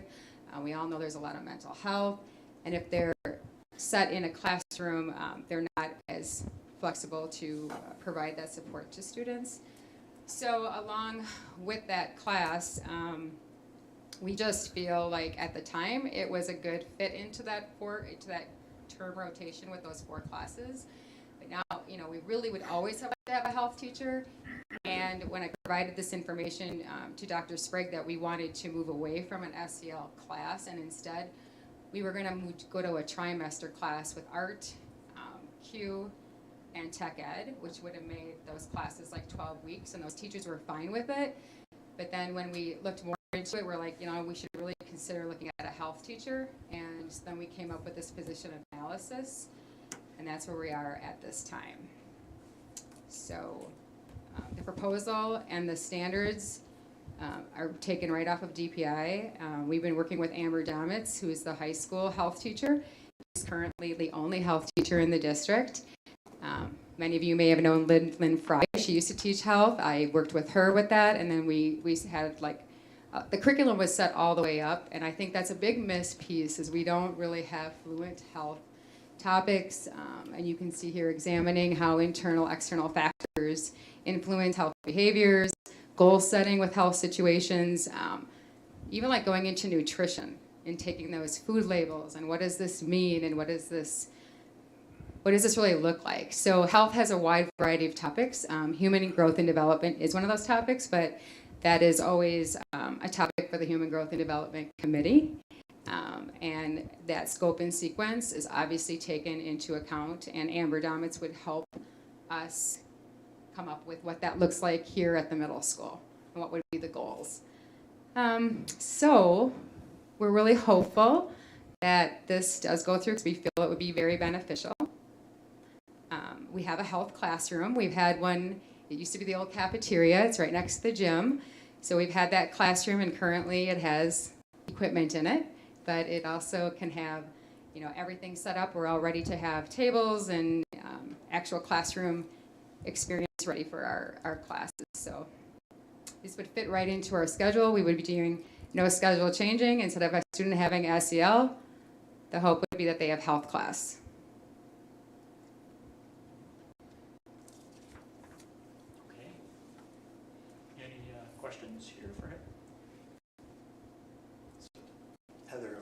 hearing that you're gonna replace SEL with health? Yes. Okay. But there are, to clarify, there are health standards, Steve, that have SEL components in them. Health, as you can imagine, is a broad range, like you mentioned, food, nutrition to self-regulation. And so SEL would be a component in there. And you're not getting rid of SEL. Right. It's being done to counselors. Right, it would be taught by, those lessons per se and concepts would be taught by a licensed teacher, as Heather said, freeing up the counselors to do their And a lot of times, a lot of this goes back to community, like bringing in community focus of health and having speakers coming in. And I'm not, there's a lot of that stuff going on right now, but to be honest with you, like the counselors have a lot going on where all of a sudden you're going to stop everything and then you're supposed to teach a class, and they would be honest and tell us too, like, there's just a lot of things that come up and they're probably not as fluent in their ability to share out like everything, because a lot of times too, those students, like, here you are, that classroom teacher, but you're also their school counselor. That is, we gave it a try, but it really, I don't feel, and I think we do have counselors here too who have had background, that it's just not a healthy position for them to be in, because a lot of times you have to be that disciplinarian and be very straightforward and factual, and they're doing a really good job with it, but we just feel like it is an opportunity for us to move, and we need to make that switch now. So with this quarters grouping, I'm sorry, I forgot the word. Is it required or is it option? All of our middle school, 6th and 7th grade have this. It's called experiences, so they're all required. But if there's like, anytime, like even with the YRBS survey or any surveys that we do that have human growth and development questions in that, the parents always have options to opt out of any of those types of aspects of a class. So that's across. And also to be clear, the history of SEL was, you want that to be embedded, our social emotional learning standards, which are required by DPI, you want those to be embedded, and our teachers are starting to do a lot of those lessons within morning meeting, closing circles, things like that. It's infused, and those standards are cross-curricular. The counselors were never really intended just to teach those lessons. That's just the structure that we had at that time. And they are expecting to be able to collaborate with health, our counselors, so that they can support that curriculum too as they move forward. So 4th and 5th grade already, the teachers, all of our teachers are teaching SEL, like you said, fluently within our lessons. But this doesn't mean that our counselors would not go into the classrooms and enhance information and have some key topics. They would still be very fluent in educational pieces that they have always been able to meet the standards for some of these, like suicide prevention and things like. There's just more skill, and they would definitely continue that type of skill set. So essentially, SEL is being absorbed within the classroom in each class routinely, just kind of very fluently. And that time currently that it's SEL and the schedule would be, the proposal is to replace that with a health class, right? Yes. Okay. That's the way I see it, unless somebody else has something. Heather, up at the top, when it says position program reviewed, it says AMS Health/Phy-Ed teacher. So would that person also be a Phy-Ed, take over some Phy-Ed classes? Yeah. And not necessarily at the middle school, but like we do have, I think we have it written in here that we would be looking, some of our adaptive Phy-Ed, some of that would be looked at, because right now, like Nick Schremp is getting, I think he's getting paid like an overload, and like his time is at the high school and he also comes here. Okay. And then I think we have some other people at the elementary that are filling in some gaps for that too. So we do have some teachers that are still like moving back and forth to other schools, which that transition time, cuts into actual teaching time. Right. So that is part of this position, because a health position would be 4 hours at the middle school. Okay. It's currently a 4-hour position. It would be very rare to find a candidate with health certification only. Right. Typically, it's paired with Phy-Ed. So we included that in there to support adaptive, and then also we we've had overloads in FIAD the last several years, and that could eliminate that possibility and actually allow staff not to be scheduled so tightly. So that's what we're hoping for. Because a lot of times, like during an advisory, let's say that the high school, middle school schedules don't match up completely. So a lot of times there's a teacher that is going back and forth, and they're not able to help out with some of those advisory type of lessons, which is character and a lot of these different topics, which when you are a teacher in a building, if you miss those things, you're missing a lot of that relationship building as well. I appreciate that we're noting in here under effectiveness, there's discussion happening about mental health issues since COVID. And I think a health class is, I'm glad that you shared that we don't have it currently. I didn't even realize that. So number one, that's very helpful. Number two, as it relates to COVID and mental health, our physical health is incredibly important in terms of maintaining our mental health. And so when we're looking at behaviors and mental health needs of our district, this is one avenue to start addressing that in a different way, and supporting and educating students on the importance of their physical health and what to look for and what that means. So I'm excited about this, and I appreciate your feedback. Okay, anything else? Board? Just curious if Dave was going to say more about social-emotional learning, if you wanted to hear some examples of what they were doing, or ask him if it was critical race theory or anything. I mean that seriously. No. Then, unless you're saying something, Dave, we're moving on. Again. Thank you, Heather. Okay, Thank that's you. a good thing to say. Okay. We're going to go on to item E is the technology purchase. Good evening. Hi, Mark. How are you guys doing today? I want to start off by the stuff that I'm going to be requesting that I spend some money on. The money is actually coming from the ECF funding grant that I applied for and was able to get the approval for. I've applied for the reimbursements to happen. We just haven't gotten the money yet, but that's in the works. It's been out there for a month already, so I'm just waiting for the funding to come back to us. So the subjects I'm going to talk about for purchasing is that the money is actually coming from that funding. So Mark, can you just maybe explain what that is? The Emergency Connectivity Fund grant. Thank you. It was a grant that we were able to get through the Use Act to save people get the E-rate stuff from.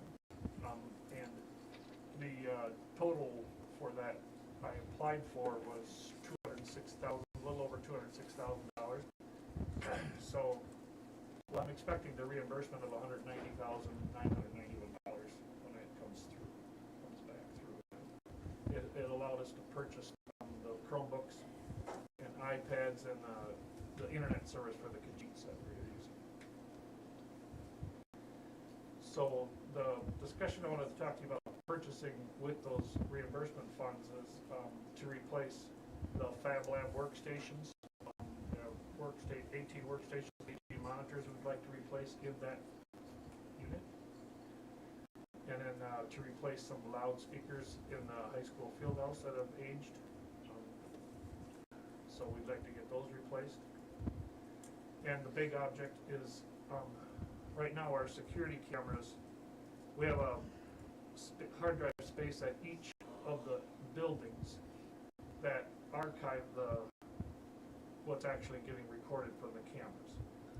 The one at the middle school and one at the high school are end of service in like 6 months, so they have to get replaced.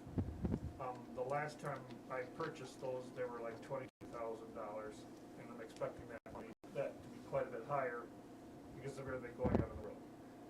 So, and we need to replace up to 11 security cameras at the middle school and high school because they've aged out and they're not working. So I'm taking this opportunity to look at broadly what is out there instead of just staying status quo. There's a lot of other options. So we're gonna demo a cloud-based system tomorrow morning. And if that is appropriate, or we like what's going on with that, it would save us from buying those archiving servers at the middle school and high school. We put that money toward a new system. The software that we're using right now is out of date for like 6 to 9 months now. So that has to get updated. So that's also an additional cost that we could apply to a different system if it was going to do what we wanted it to do. While we're doing all this, we have the police departments have a direct connection from their building to our building to view the cameras. So that's another thing we're considering to make sure we've got that connection, maintaining that connection to, that we're not leaving them out. And so they've been invited to the demo tomorrow, and I know we've got several of the people coming. You know, Mark Weston's coming.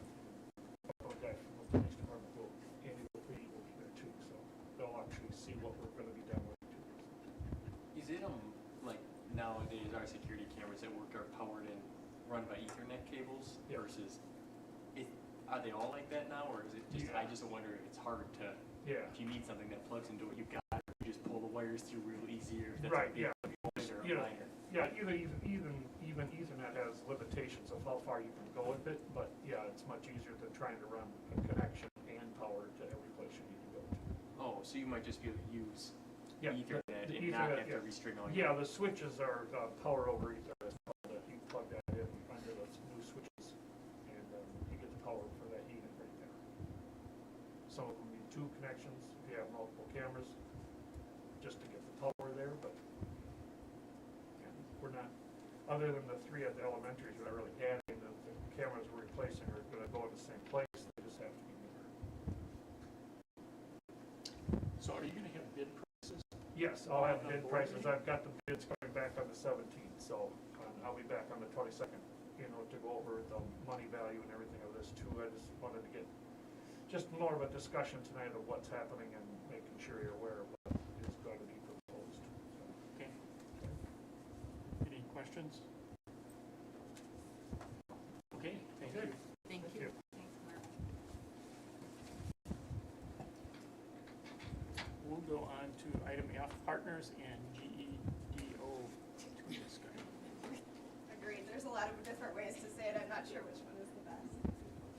All right, so I think Dustin is going to, thank you, sir. Everything's free.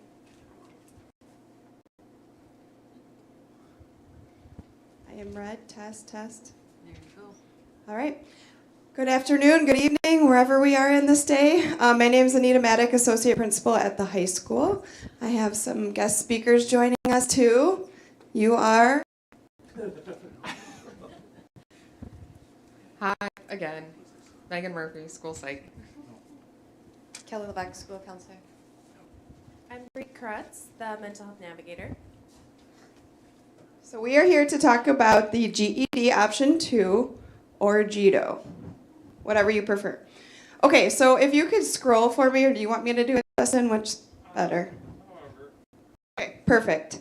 So if you could get your attention up to the slide here, if you guys are in the back, just imagine a bunch of different pool options here, swimming pool options. So if I could get your attention to the top right, take a look. That lane is super straight, there are no turns, it's very calm. I can get to the other side, do my flip and come back again, and it's the same path again. Straight, no turns, very calm. Most students are able to take that path. They can make it to graduation, it's pretty straight, they pass their classes, they're successful, academically they're achieving, emotionally they're achieving, socially they're achieving. However, there are some students, like in these other pictures, that might just dive in the middle of the pool. Some need the ladder, some are just going to cannonball, and some need the steps. So this GEDO 2 program is relating students in the 4 pictures on the left and on the bottom that just can't go on that straight path, that just can't jump right in and swim to graduation. So as we go through this, kind of think through these pictures, and I'll bring your mind back to them. as we go through. We're really trying to capture students that need something different. So again, we kind of separated these slides by who, what, where, and when. So this program is for students who are at risk of not graduating with their class under our current structure. No, I updated the slide today, and you guys have an old version. And your mic's not working. You want this one? Is my mic working? Okay. So I just wanted to connect this to our vision and mission, right? When we think about our vision statement, it's that we have high quality instruction and academic success for our students, right? Oh, thanks. Yeah, so high levels of learning, high quality instruction. We need to ensure that, and allowing the GEDO Option 2 program can help us to ensure that for all of our students. Mine is so much more robust. The next thing, that was our mission statement. Our vision statement is that sense of belonging. In our current structure, our students who are in the Partners Program are placed out at NTC. Are students really feeling like they belong when they're in a completely separate setting? Supportive relationships. Right now, for some of our students that are at the Partners Program, they see 2 teachers a day. Are they getting a supportive relationship, an all-encompassed supportive relationship? And then just our student well-being and student success. We're going to touch on this a little bit later, but those are also key points of our vision statement that I just wanted to bring to the forefront as we go through this presentation. And then when we think about our continuous improvement plan, our district-wide one, it's just improving the climate and culture. We should be encompassing all of our students into our school building, into our school structure, into our school day. And that parts of that and parts of our goal in our continuous improvement plan is really just creating that sense of belonging, creating those lasting relationships to enable school student success and well-being.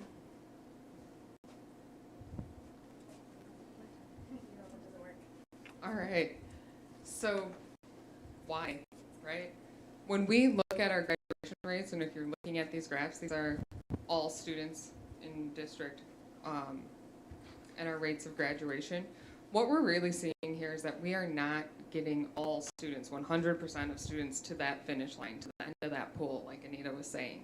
So how do we capture more students and make sure they're getting to that finish line that we're thinking of, and maybe getting them in a different way, in a different pool or a different entrance to the pool? How do we encapsulate that for all students and meet their needs? This is an option that we can take, and when we look at our graduation rates, if we're not at 100, we should never be satisfied. What's the number at the bottom, the 1.7 and the 1? So HSED, and then they completed a different path to graduation is the What is HSED, high school equivalency diploma? high school equivalency diploma. What is that, just the test, or is? Yes, it's a series of tests. So it's just like the GED test. They're taking the practice test, they're taking the GED test and passing them, and then they're also meeting our expectations, such as the health requirement, portfolio requirement, and then a civics exam as well. Financial literacy. Thank you, and personal finance as well. Thank you.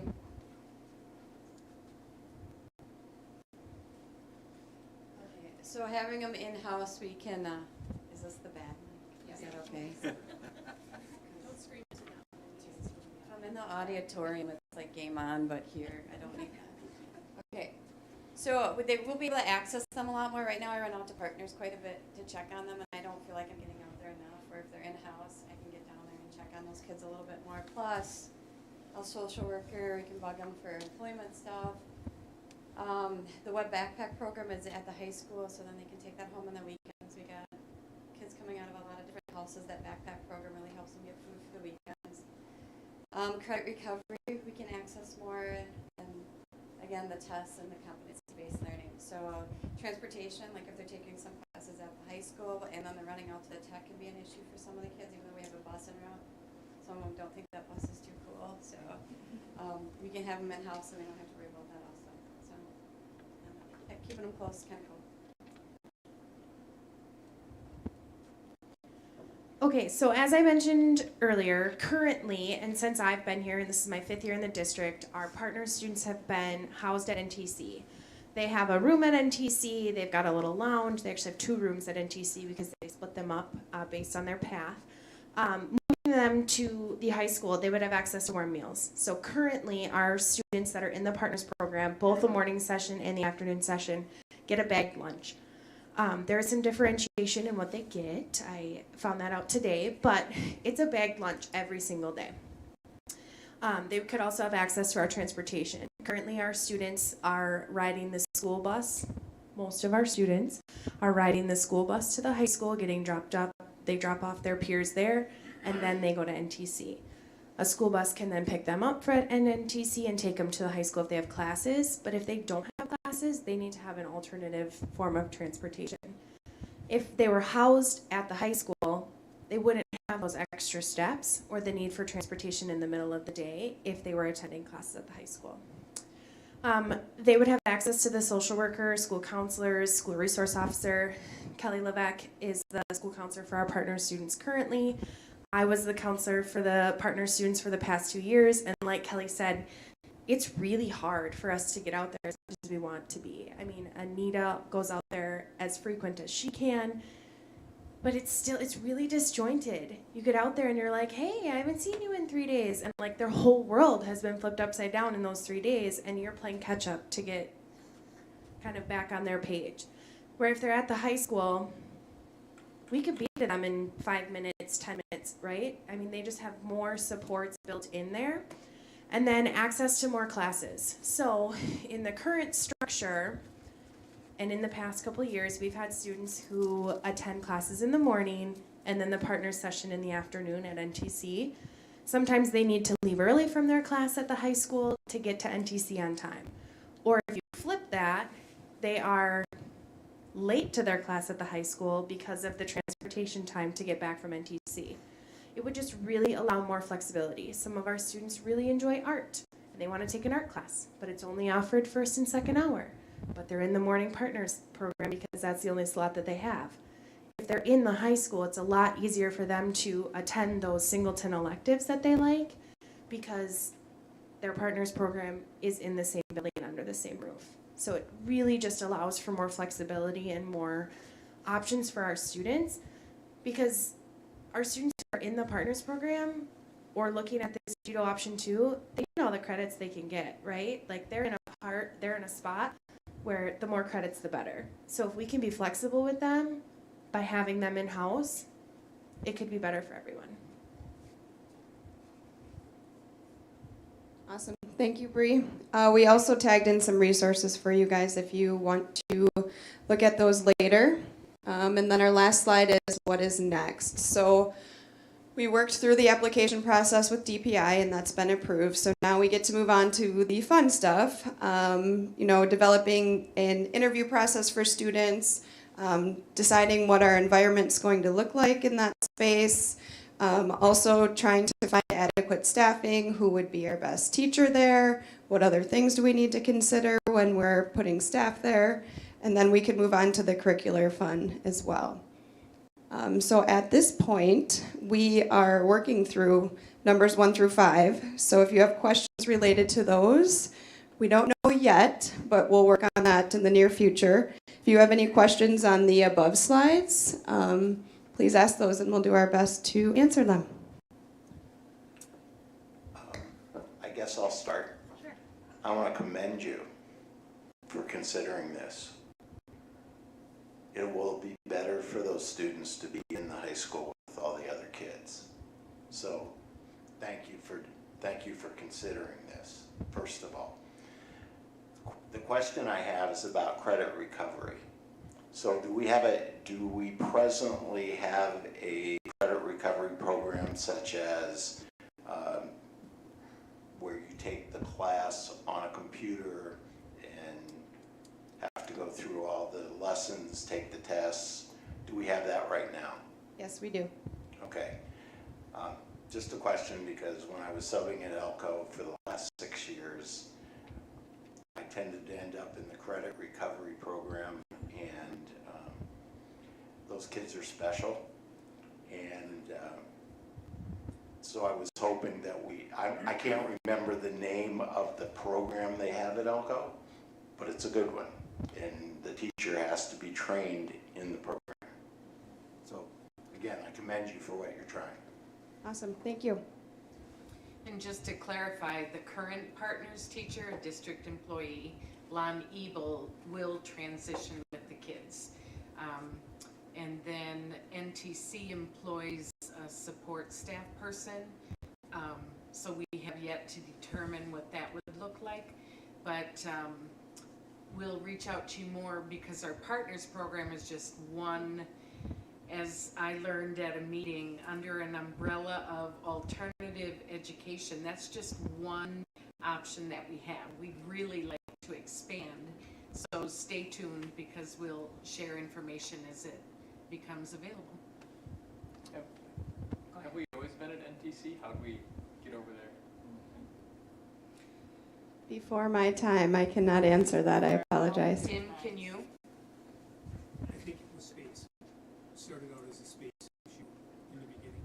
And then Heidi can correct me, but the HSED program is actually NTC's program, and the kids graduate from NTC with that degree.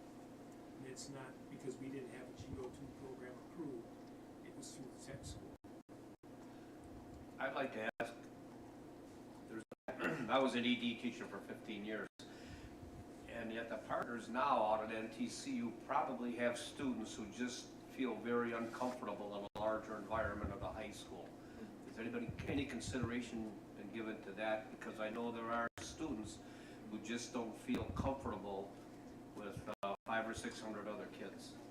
So we have thought a lot about that, and that's why, like, number 3 that you see there is we need to really design our environment to fit these students. Like, where can we put them in the high school where they can be included if they want to be included, but also not feel like they're walking in a parade down the hallway to their classroom. So you have kind of a safe space. Yeah, kind of a little bit of a segregated area. Like right now, like the thought currently, could change tomorrow, is near the tech ed wing, where it's a little bit more, I know, I'm just saying, it's just a little bit more secluded, right? Yeah. There's a secondary entrance there, like there's a lot that can be explored in that area, because we've certainly thought about that there's students that are like, I just don't want to be at the high school, so how can we still include them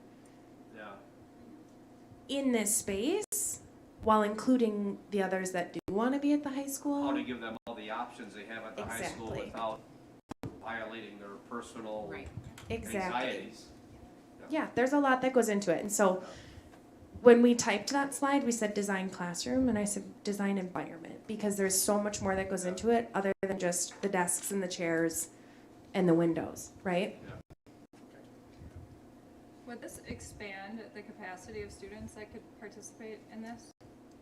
Yes. Well, technically you can have 15 in the GEDO 2 program per session, so it's 30 at any given time, but kids rotate in and out. This is just one of the options, though. We still have space. We might be able to do some credit recovery. Like Julie said, we're developing some other alternatives for maybe working earlier in a kid's career to support them so that we have less that need an alternative path on multiple fronts. So, but technically, what you'll see, we didn't include it, but the GEDO 2 program is pretty much designed for us. We just add some things to it, like how much counseling or how much social work or how much, but a lot of it is already predetermined, and that's one of those predetermined things. There are current numbers at Partners. What's our capacity per AM, PM class? 15 students per session, so 30. So we would maintain the same. With the potential to add, what you identified, Jill, is exactly one of the draws to move the partners program to the high school, because we've always had to play by other rules, which has worked, but we have so many more kids who need something different like the pool analogy, and we've been limited. So we'll have to start out so we set them up for success and ourselves, but we see a lot of potential. Yeah, and that's where I was going with it, is the junior senior priority, and then we can't proactively address needs of freshmen, sophomores. So what I'm hearing is this would help catch those students earlier instead of having to wait because they're stuck on a wait list to get into partners. Exactly. Stay tuned. What were the 7 mindsets? So right now, our students at the high school have advisory Monday and Friday, and they go through lessons with all of the students 8 through 12, their teacher, their advisor, and sometimes there's 2 teachers in there. And right now, our students aren't getting that. So they're getting the lesson from Mr. Ebel, but they're not connecting with different age groups. They're not connecting with different teachers. So it would just build another layer of relationships. And that's the SEL curriculum for the high school, right? Correct. Out of curiosity, do we have data on sense of belonging and supportive relationships with staff from students, partners? I was talked about in the why earlier, so I'm just curious because we always have data, so I was interested in that. Well, the current data that I've been pulling for sense of belonging is what's called our angel list. And I don't even know if you guys have any idea what that is. But the angel list is essentially a self-report survey from students where they're identifying if I needed something, I had a problem, I had a great day, a bad day, who would I go to in my building? And unfortunately, our partner students didn't take that survey. And that's something that I have been looking at currently, like how many of our students feel like they have 3 or more angels in our school that they could go to, right? How many of our students feel like they connect with their classroom teacher? How many of our students feel like they connect with their homeroom teacher? That type of thing is the stuff that I've been looking at. Most of our partner students didn't take that survey, and so I think that that would be... Did they take the advisory survey too that you guys Nope. did? I didn't think so. Did they have access to the YBS? They did have access to the That would give YBS. us sense of belonging. We don't have those results back, but I don't believe they did the mission vision either. And that had sense of belonging questions. And I think part of the reason for that, them missing all of these surveys for our data points, is because they're in a separate setting and things get lost in translation when you go from building to building. Which I totally understand, and within the context of the why I was interested on that, but it can also help identify and create that environment, number 3 too, of what their feedback is. One other question, do we have a financial contract with NTC? Would this financially benefit the district by bringing this in-house? So I was thinking about that and wrote myself a note. I don't have that contract with me, Tim, but in your brain, do you recall what that fee is usually? So the fee is set by statute, and it's so much per hour per student. And from that agreement with NTC, we deducted the cost of our teacher's salary and benefits off of that. They would supply the space and the instructional, I'm going to call it instructional aid.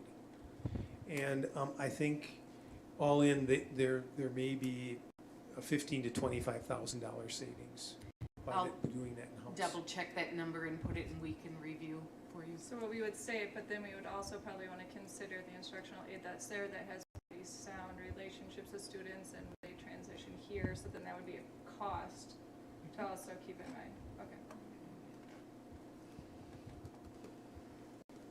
I think one of the advantages of having it at NTC, as I know, again, some kids just don't fit into a large environment, but you talk about the angel list, they're meeting with Al Fredrickson and Lon Evil every day, and I would think that the kids would probably connect very well with both of those guys.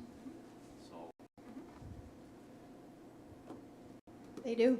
I would agree. I think there are benefits to utilizing NTC's as the environment for that. So I think there's certainly benefits also, and I would echo that. All right. Thank you for listening to us. Thank you. Okay, thank you.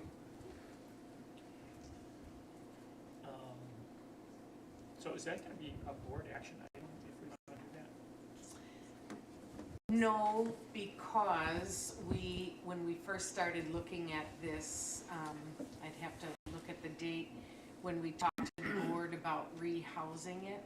And since it was a location change, I didn't think it would need to come to the board. It's just that you wouldn't be approving the NTC agreement. Okay. We'll go on to item G, uniform replacement recommendation. Okay, as I mentioned earlier, Tom isn't here tonight. I can briefly go through the document. Tom? Should we take a 5-minute break? Yeah. Okay, let's, looking at that clock, let's try and make it 5 minutes.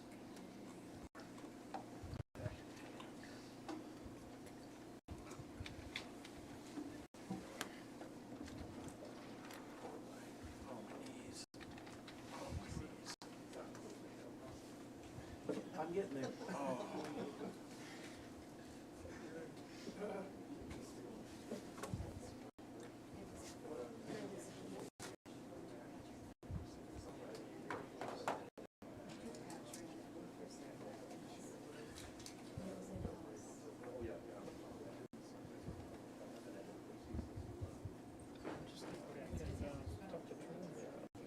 Okay. But we're gonna do a board orientation. Yes, already made a note.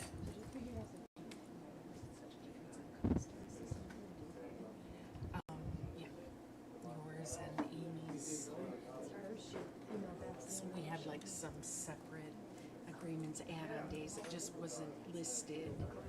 Yeah, I knew mine was gonna. Yep. Thank you. How's it going, Mary Kay?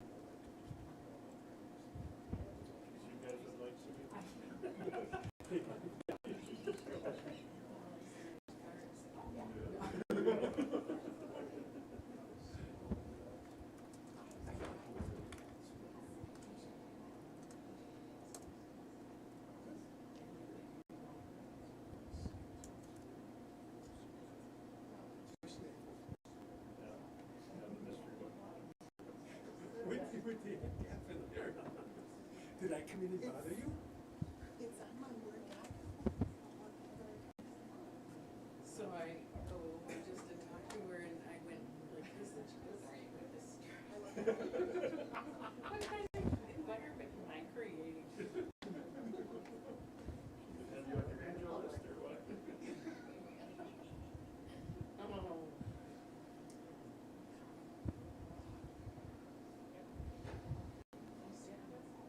So we're doing summer burgers. Have you heard of that too? It's another BBC.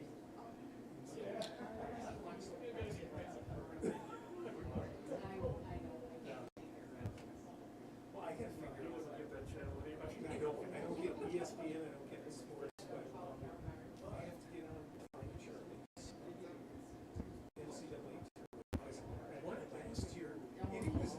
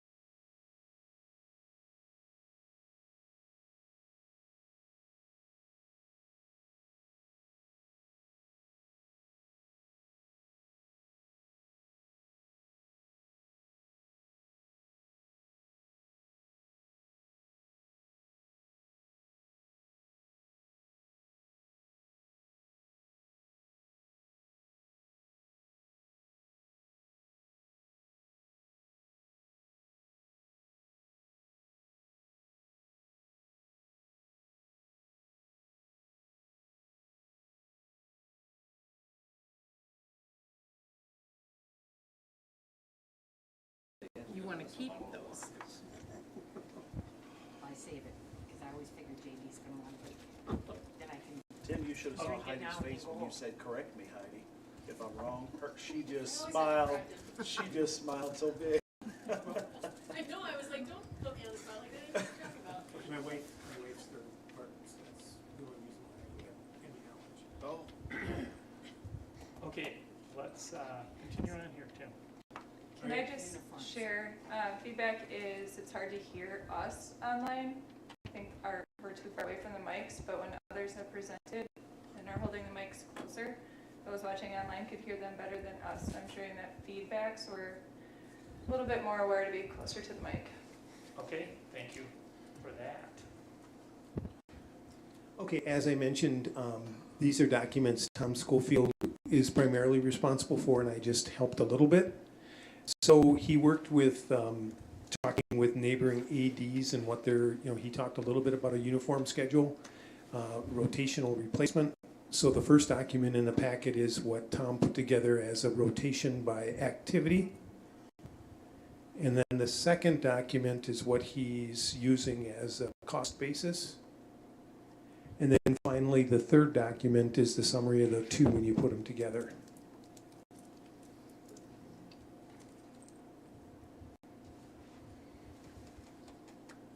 Can you advance that, Dustin? Oh, sorry.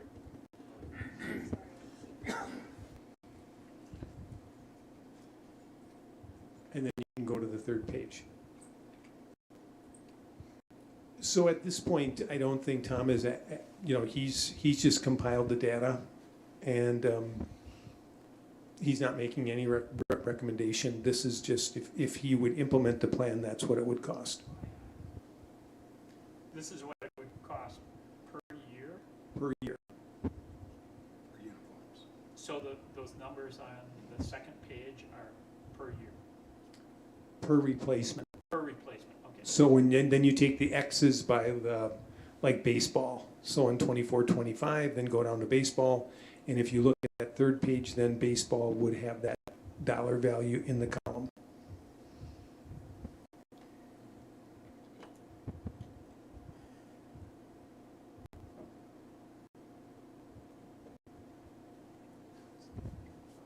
Do you think we can afford this, team, or is this a political question? I was just gonna say, is this doable? I mean, once the band uniforms are out of that first column, which one was it, the third one, the third handout, the 61,400. And Mary, I think we have to look at it as Tom's also going to be put forth what he thinks he needs for WIAA, for the officials. And I don't know that he's asking for 100%. Maybe there's some portion like you did with band and move forward with something like that. Or we continue to do what we've always done. Well, we did 50% for the bands. We should do 50% for all, and let the booster clubs or the community come together for that support too. That's one way of looking at it. I think the other way that I look at it is the boosters for these other clubs have been coming up with that money in past years. And so maybe we should do 100% for that. When I talk to some coaches about this, it's not the uniform that they would like. The equipment. Well, I suppose equipment, but they have other big expenses that are part of their program. So I'm going to pick on tennis here. The tennis uniforms don't amount to much, but their team bonding trip amounts to something. So they might like that, but I think we got to draw the line someplace. We can't fund everything like that. The first column, with the band uniforms at 50,000, we are doing 25, so shouldn't that reflect 25,000? Yes. Okay. And then, Is this what they spend on uniforms whole, or, Is this the gross versus the net? This was, you know, the band uniforms is a once every 20-year thing. Yeah. And I look at the column and under 21, 22, you see $61,000, and then it's the next year 16, 15, 50, you know, and change. And the biggest one is when they have the band uniforms, but they last 20 years, whereas it seems like every 3 to 5 years, somebody's replacing something, except for the swim team, and I can understand why they need new uniforms every year, because the chlorine is gonna destroy them. Yeah. You know, the other big year here is choir, and that's 32, 33. Yeah, but again, they're once every Someone else can deal with 20 that. years, yeah. 32, 33. So basically what Tom's done is he's done a 4-year rotation. Yeah. So like if you look at baseball, 24, 25, 4 years later, there you see it, 4 years later you see it. Yeah. And the uniforms get handed down. Yeah, and that's everything except for band and choir. Yeah, and the ones like swimming. I think when you look at 16,000 per year, and that's basically what he's got going here. Seems like maybe we could do that.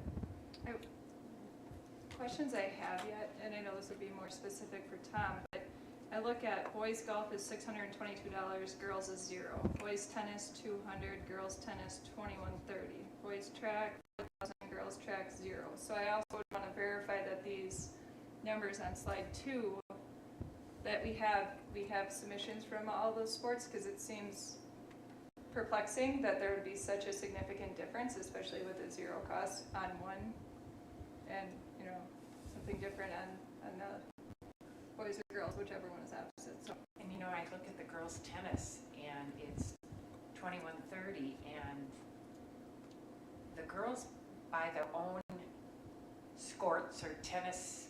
They wear what they want on the bottom, and they're provided their jersey, you know, on the top. And I think that's a good thing. What the girls should be able to wear on the bottom something that they're comfortable in, and they're short, and not everybody's the same size, and you know the body image business. But $21.30 for just the jersey seems like a lot. Maybe it's not just the jersey. Maybe it is this. Tennis balls? No, maybe it is the skirt. Maybe. Maybe he factored it in. Well, then boys tennis is only 200. Yeah, but they don't wear skirts. Girls there are. Girls tennis there is. I don't know, 30 kids. They had a lot. There were a lot of girls out boys, there. It's just the number of the 4 or 5. participants. Yeah. And that could be And I'm sure when same he did for this. golf. I don't know.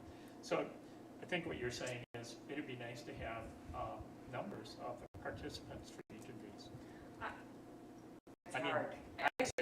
Well, it could be maybe an average number, but I'm more saying I want to make sure that those numbers are accurate, because it doesn't make sense that there should be a $2,000 difference just between a boys and girls sport, same sport. I would want to make sure that those numbers are accurate and we're not missing something, because then, you know, if we're missing a few different sports here, that's going to change our numbers. I would also want to reflect on 21-22 with marching band that's 25,000, not 50, because we are paying 25. So that 6140, 400 would change also.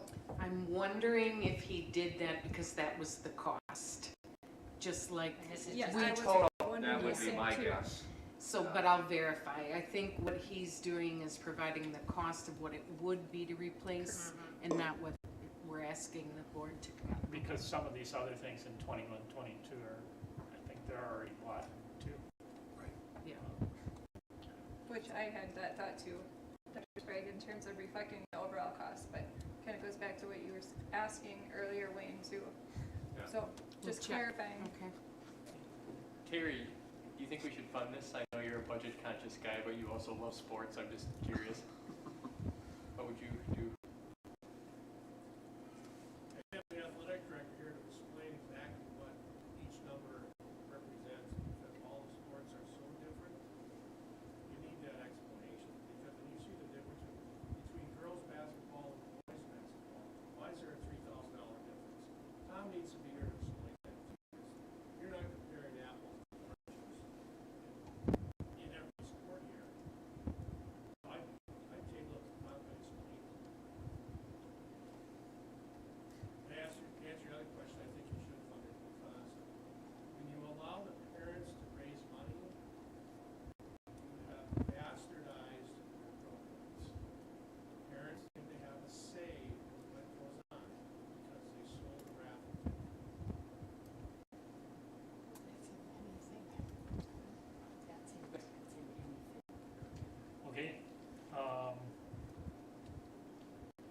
specifically, is there anything from the board that we would want Tom to come with? Because I think we do have to have some explanations from Tom here. To Jill's point, there must have been some coaches who probably didn't submit because maybe they didn't think we were serious or they were busy or. We'll check on all of that. Then Julia, if I could just make the comment, maybe we want to have Tom just make a recommendation of the amount that he needs in his budget on an annual basis. Because if we're trying to even predict out uniform costs 4 years from now, yeah, that's not an accurate number anyway. So is the intent of the board to have him provide some limit and go on from there? You just noticed 2 gymnastics is not on here, so be another one to add to make sure that they're included. Okay. As a band parent, though, I still want to strongly say that I don't feel this is very equitable whenever the band uniforms only receive 50% of the cost, and yet you're going to fund 100% of all other uniforms. And I think you're going to hear that from other band uniforms. What are we going to do when we're at 32, 33 here? Mary's on the board still. She says she's not. In your dreams. Whenever the choir robes come up at 15,000, are we going to cut the choir robes and say you only have to pay half? We're only going to pay half, and you got to come up with the other half. I just think we hear the word equity, equitable a lot, so we should keep that in mind too as we're going forward and hearing from Tom and what all the sports are. And I agree with JD about some of the coaches may not have gotten the information all together, and then as well as what Tim said, 4 years the cost of uniforms is going to be different than what they are now. They may be different next year than what they are right now, the way things are changing so much. And I probably shouldn't say this, but that night at that meeting when I suggested the $25,000 for band uniforms, I suggested the $25,000 because I wanted him to have something to work with so that he could get them ordered. Mm-hmm. It wasn't like I was saying, I thought we should only pay the $25,000. I thought that was a good place to start. Yeah. And in my mind, I was thinking that if they can't come up with the other $25,000, then we would be so kind as to, make up the difference. I just wanted them to be able to get them ordered and to be able to have them be here and do it that way. So. Mm-hmm. And we did that in the motion. Okay. Tim, how much do you think he's going to need for reps? Is that like 10,000 or 5,000 or 20,000 or? What does a ref get paid for a game? Like, let's say for a softball game. It does. It also depends on travel too, because there's some reimbursement for mileage. And I remember Tom saying something about $85 for a varsity game, like for football. But I wouldn't have those numbers. So we fund every home game essentially. Is that except playoff games? Should we fund home playoff games also? Playoff games, WIA gets all the money, pays the referees, and then the school district gets about 10 to 15% depending on how many people are there. The school district, it's good for a school district to put it on because everybody gets to see your facility, but the amount of money you get from WIA is a pittance. And that's for the playoff games. I'm talking playoff games.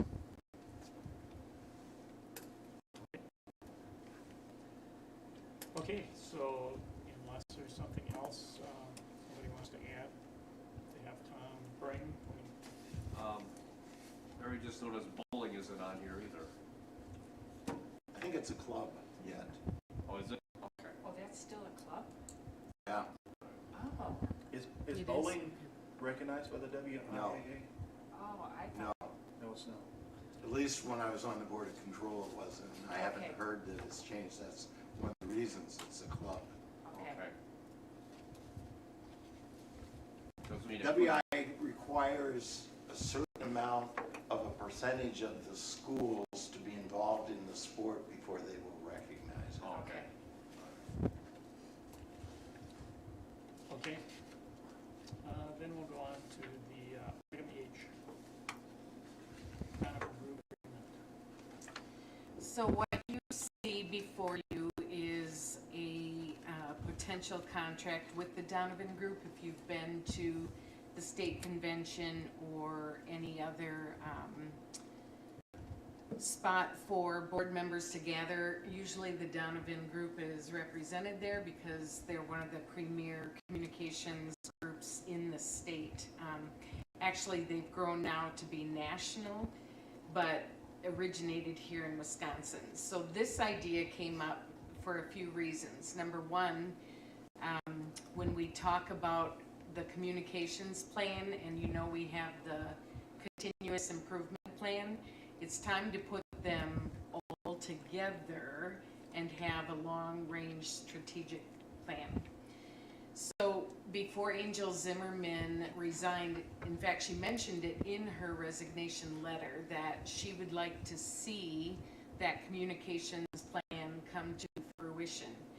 And I had already had a few meetings with the Donovan Group because we don't have any personnel designated for this specifically, which is okay. I mean, I think we're doing an okay job. And I have to be honest, if we didn't have ESSER dollars, I would not be asking for this. I think I'm too frugal, and I would want something that can impact kids more directly if we are paying for it. However, this is something that's allowable under the ESSER funds, and you can see there that the Donovan Group provides a number of services, and we would not need all of these. Their cost is $3,000 a month, whether or not they work on one thing for us or 82, which I found intriguing. The appointed, what's the word I'm looking for, representative would be Dr. Lori Miller, who's the former superintendent from the Baraboo School District.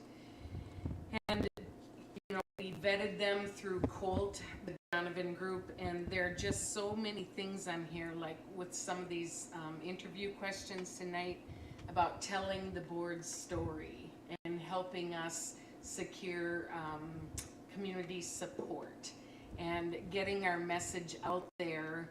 Yes, our achievement is our primary focus, but do we do enough to share the other good things or the good things that are happening?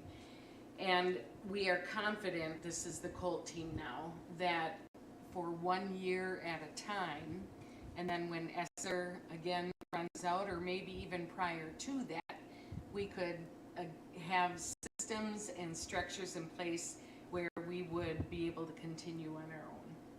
So that's what I'll bring back to you on March 22nd is a recommendation that we commit to a 1 year contract with the Donovan Group.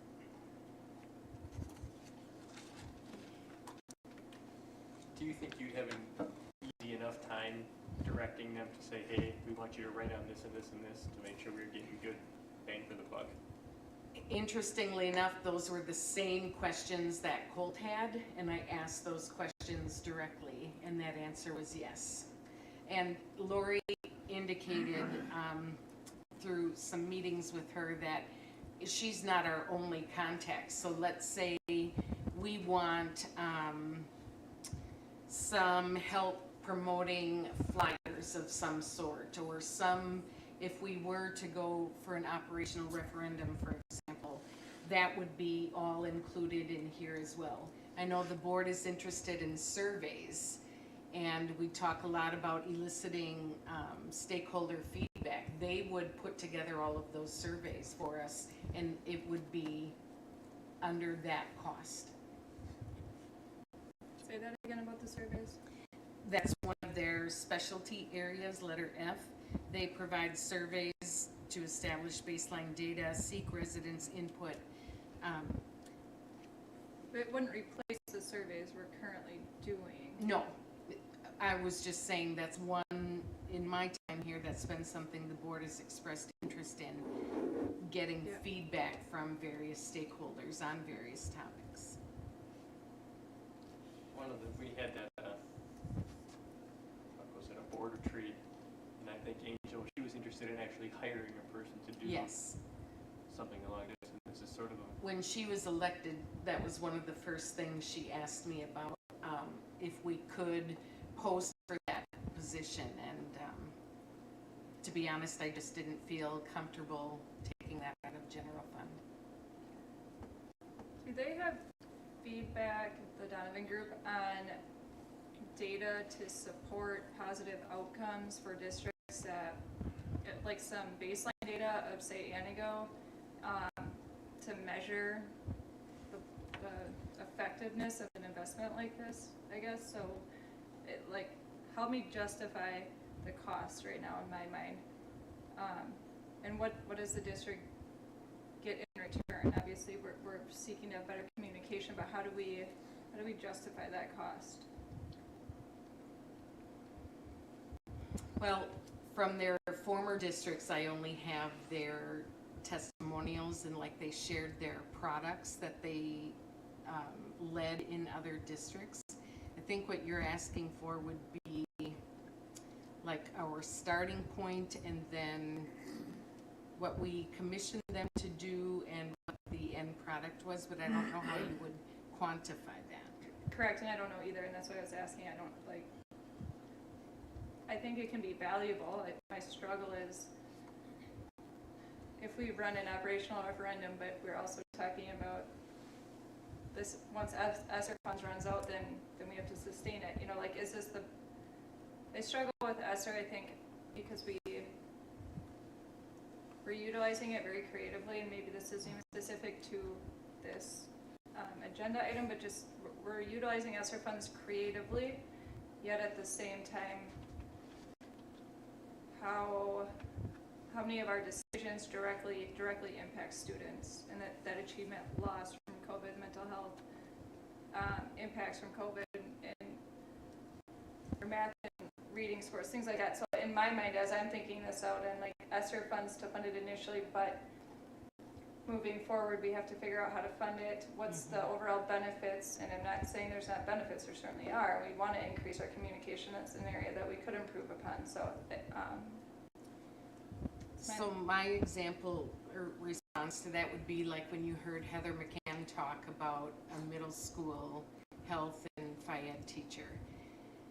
I fully support that, and yes, when ESSER is gone, I would like us to be ready, that fiscal cliff that Tim speaks about, to absorb that cost into our staffing number.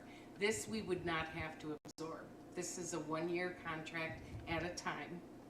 So what I'm suggesting is each year, if the board were to approve that we contract, we get our feet underneath us, the systems in place, and then we can sustain without without their support. It's like a startup to give us a boost on without having a communications director.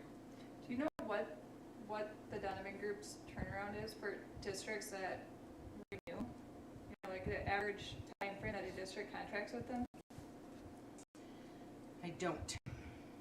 Sometimes they hire just for specific needs, like if they wanted, if somebody wanted digital video production, for example, it might be cheaper just to have them produce that and not sign a yearly contract. But in meeting with Lori, and I'll just tell you, the initial price was $4,000, and I expressed concern. I didn't know that we could. I felt a strong sense of how do we justify spending that a month? What would the outcomes look like? And she came down to $3,000. Now I'm not totally naive. It may have been $3,000 all along, but at least she heard my concerns. And I just think there's so many things in their scope of service that we could capitalize on for that one flat rate.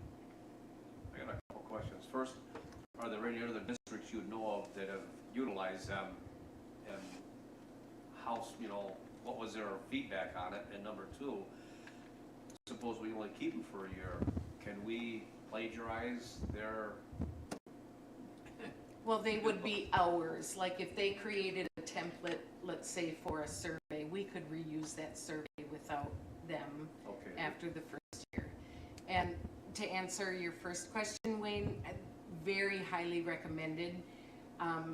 In terms of districts close to us, I haven't talked to any superintendents specifically about this, but I do know that Antigo has used them before as well before my time, but just not on an annual contract basis. What's our desired outcome? What do we want to see? What does our district want to achieve from this? Number one, I would say a comprehensive, long-range strategic plan instead of the bits and pieces. Like when Jake presents to you, he has a long-range maintenance and operations plan.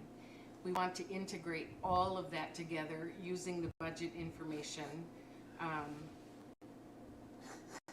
so that we can project out. Tim will tell you, and it's no secret, with declining enrollment, we're going to have to make some tough decisions. The board will have to make tough decisions coming up, and I look at this as a way to be a one-stop shop, all of the information cohesively compiled, and to be honest, I need help doing that. My team needs help doing that.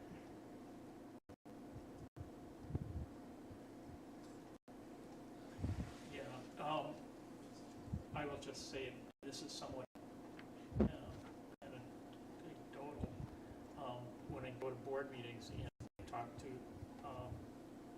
I should say board conferences, WASB conferences, and talk to board members from other districts, I think I've heard more than once the way we got our referendum passed is to hire a communication person. So not specifically the Donovan group, but to hire somebody in the district whose job is to engage the community.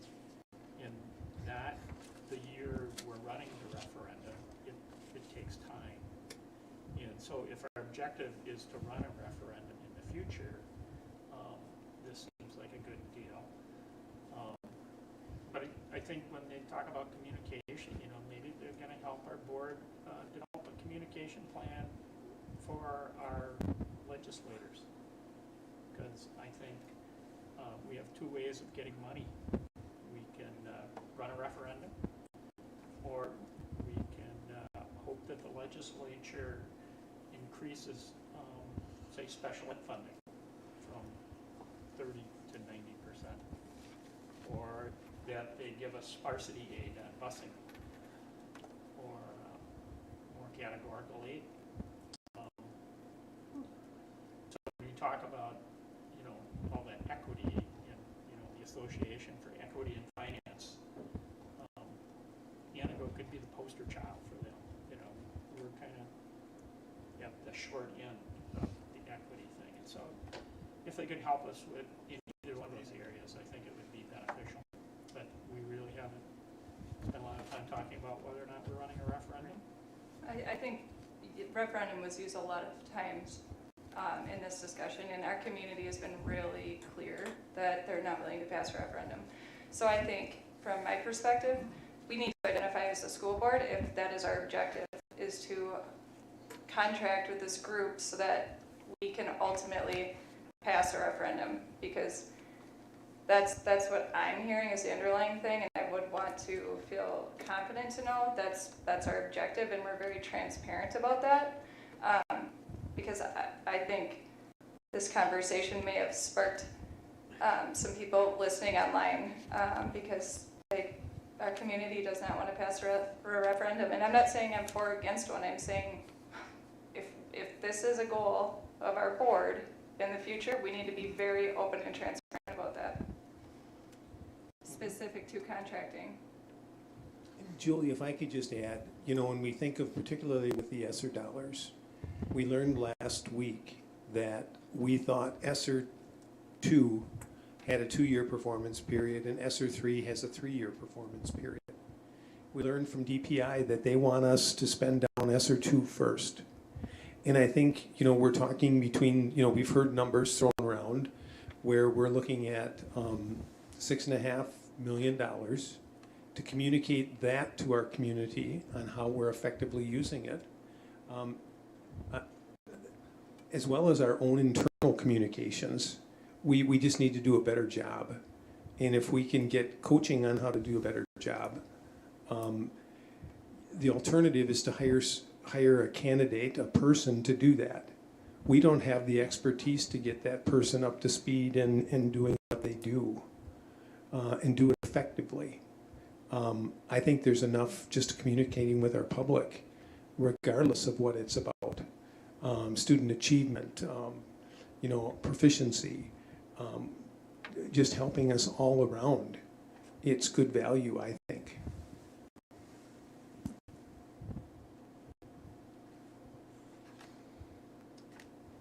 Okay. Anything else on this? And you're going to bring this back as an action item? I will.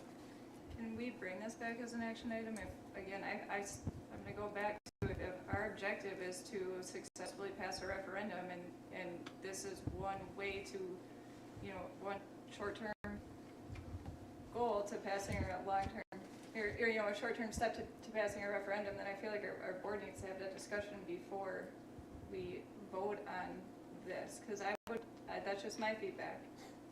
I want to know what our objective is, and that can be a fair objective to pass a referendum, and this is one step to go about doing that.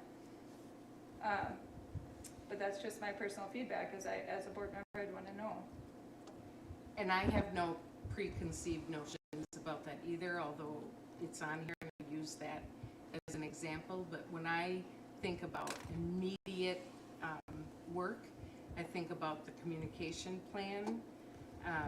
We already have a media relations contract for social media, that is. I think about the surveys and administrator coaching and primarily strategic planning. That is what excites me the most. Now, should the board decide something else, that a referendum would have to come from the board anyway, but that's not on my immediate radar. Yeah, I just think the idea of running a referendum, I agree with you that, well, it'd be really hard to pass a referendum here in Antigo at this present time. But I think we have to work on communicating with the community. But not just the community, we need to work on communication with our, as I mentioned before, our state legislators, others in the school, DPI, we have to be dealing with them. I think we have this opportunity to use this money from ESSER and do this, and I think people in our district will learn from the Donovan group. And so if we don't renew the contract with them, we will still have learned something. Okay. Anything else on this? Then we will go on to the next item. As you do every year, oh, sorry, go ahead. No, go ahead.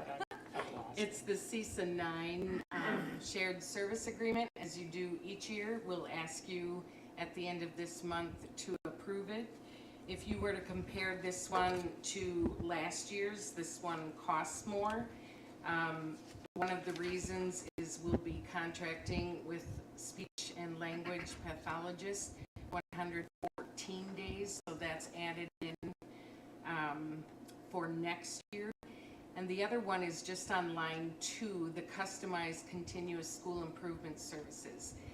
You're aware we've always worked with CESA 9 on school improvement. In fact, each professional development day we've had, they've been here to work with our staff.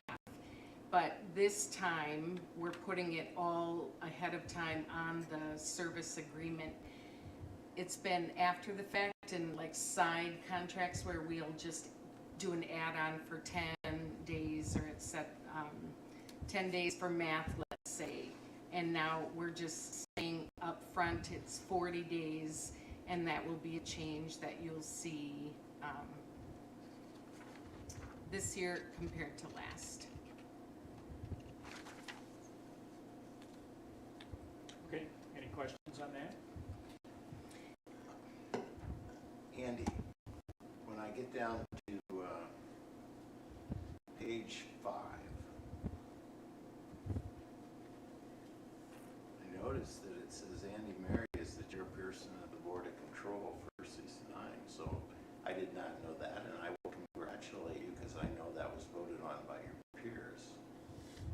Thank you. The question then is, the next page shows president or clerk of the board has to sign the contract, and because you're the president, are you going to have me sign it, or are you? In the past, the clerk has signed this contract. Okay. So we hope that will continue. Congratulations. Okay, any other thing on the CESA contract here? I'm happy that we're working with CESA 9. I am too.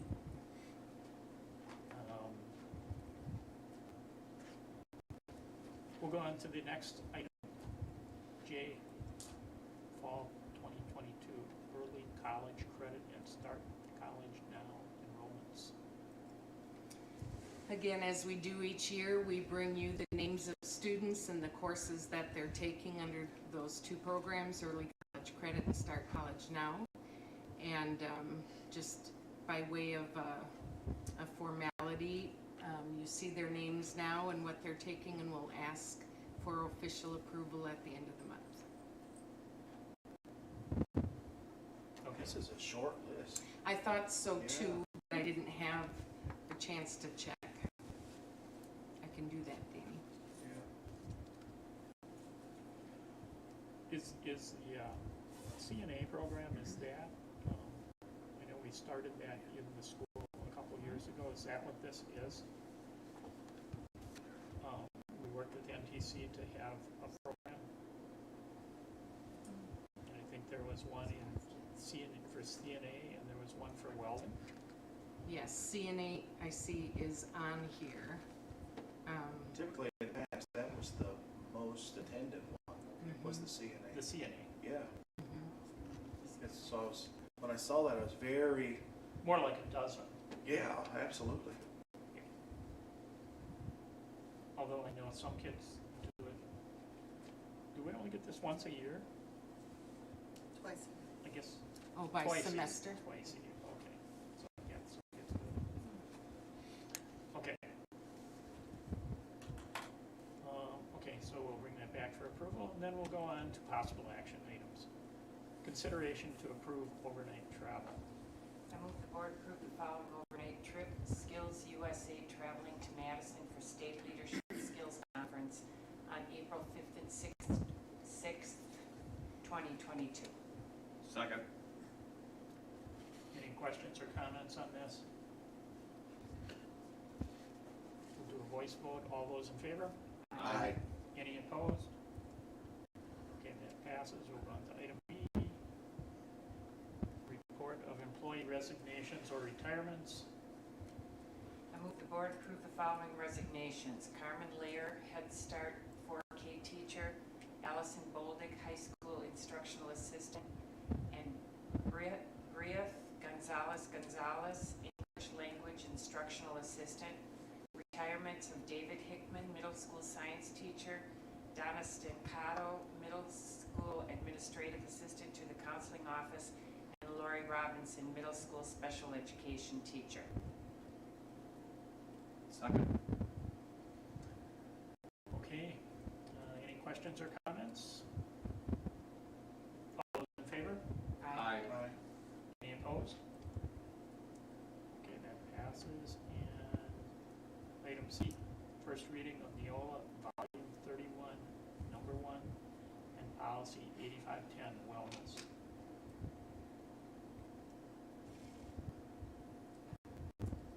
Somebody like to make a motion? I move the board approve the first reading of NEOLA policy update, volume 30, number 1, and policy 8510, wellness. Second. Any questions or comments on these two?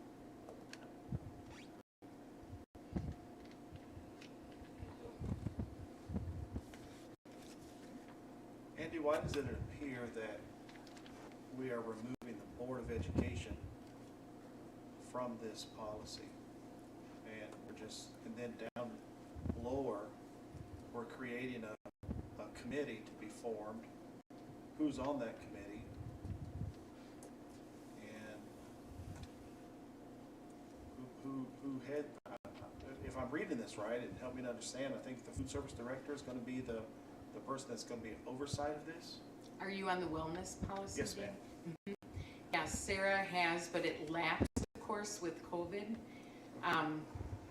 So she'll resurrect what's in there and get that started again. But we also have, through our insurance company, what's called Vitality. So a lot more additional wellness initiatives and opportunities that aren't even listed in there. And we hesitate to list them in case we change insurances, of course. But for example, there was just a mental health bingo activity that staff could just keep track of how they were caring for themselves, and that came through Vitality. But yeah, this is a good time to update the policies. We're coming out of kind of a very limited scope of staff interaction and activities, but Sarah will chair that committee. But what's the purpose of removing the Board of Education? Danny, that's something that NEOLA has recommended for all policies. Thank you. Why'd they do that? I was going to ask that, but thanks. It may be in the definitions that they changed the definition. Do they refer to, does NEOLA refer to the board as the Board of Education? Yes. Yes. Okay. Now that, okay. There's a lot of changes in this, yes, so I want everybody to really take a look at it. And some that you'll see in the volume 30 update, some policies you're being asked to approve have only pronoun changes or term changes like you just identified. And that's what NEOLA requires, is that you sign off on those. Well, if there's anything that I learned from the Mike Bolding, I think he's still here. Policy is where it's at. He pounded that into my head all the years that he said over there. Read them to see what they changed, yes. Absolutely. Okay. So A and C seem to be redundant. Just to note, I'm just providing feedback. This is in the 8510. Yep. Clean it up. That's it.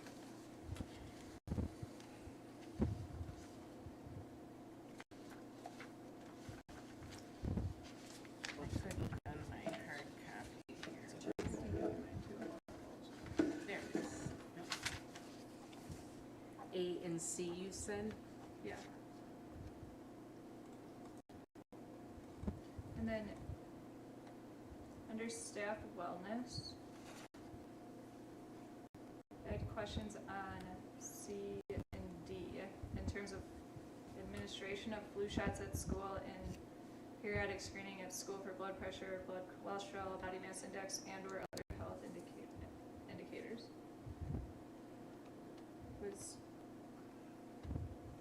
It doesn't seem to quite fit the context of the rest of the policy, and I'm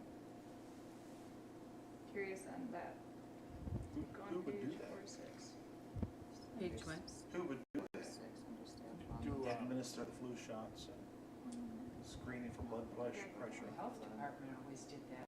Yeah, that's what I thought. Yeah. So that's what stood out to me, is it feels like this is now policy, like required, because of the way it's written within the policy. And it doesn't feel fitting, it feels very,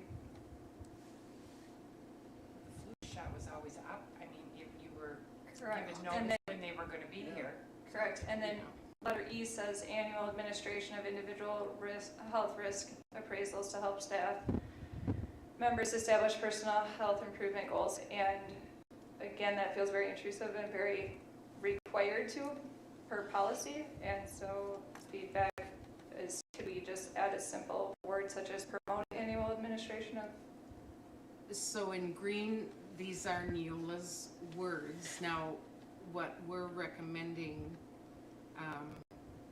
Mary Kay, help me, are the X's that NEOLA's saying they recommend? The X's are what we're choosing to add to the Okay. policy. So we'll implement the following activities to promote. Organized wellness program, employee health newsletter, which we get, administration of flu shots at school. So as employees, we always have, well, since I've been here, the opportunity to get it at school, but you certainly don't have to. You have to sign up and sign the form, but there are plenty of people who don't do that. Is that your question? Yeah, it just from a given with COVID, many employers have forced or coerced or peer pressured employees to make health decisions that may not be in their best interest, but to maintain employment. So for me, when I read this, I feel that our district is stating, you're gonna get a flu shot, you're gonna have the screens, you're gonna participate in this health risk appraisal. And so for me, that's a concern, and it doesn't feel like it fits within this policy, or maybe is even necessary to include within the policy. If it's something that we are offering anyway, does it have to be included in here? Julie, if I could add, we do, as part of the insurance program, our normal employee rate would be 20%. So 20% of the benefit of health insurance.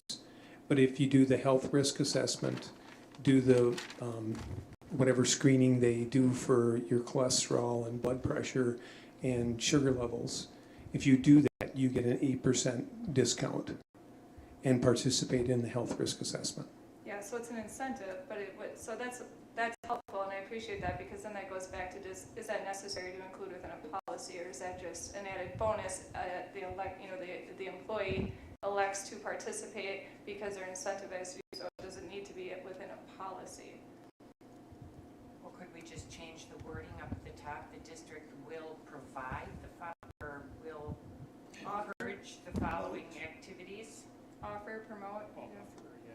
But again, I guess I would like to better understand why it doesn't need to be within the policy. If it's something we're offering, it's in probably a staff handbook somewhere, and in the benefits package, insurance, do we need to include it in a policy? Because that's a slippery slope and a scary area for people, given, again, changes in policies by employers to maintain employment and personal health decisions kind of overlapping. So I'm just more protective in that area and want to ensure that it would need to be within a policy and understand why if it does need to be. And I don't need an answer right now, maybe a follow-up.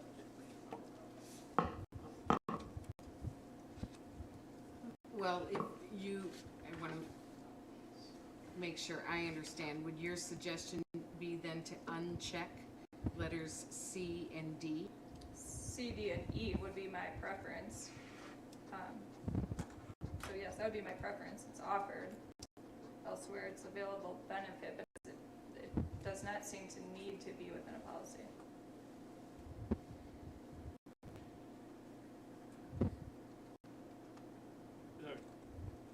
So this is from NEOLA though, right? Mm-hmm. Yeah. But we're electing, right? If I understood you correctly, Mary Kay, the ones with X's are the ones we are electing to include. This is their recommendations. And do you remember whenever we first brought on NEOLA and we had the months of deliberating, and we had everything to read, what we wanted, what we didn't want? This is similar to that, except for it's on a smaller scale. So we can choose that.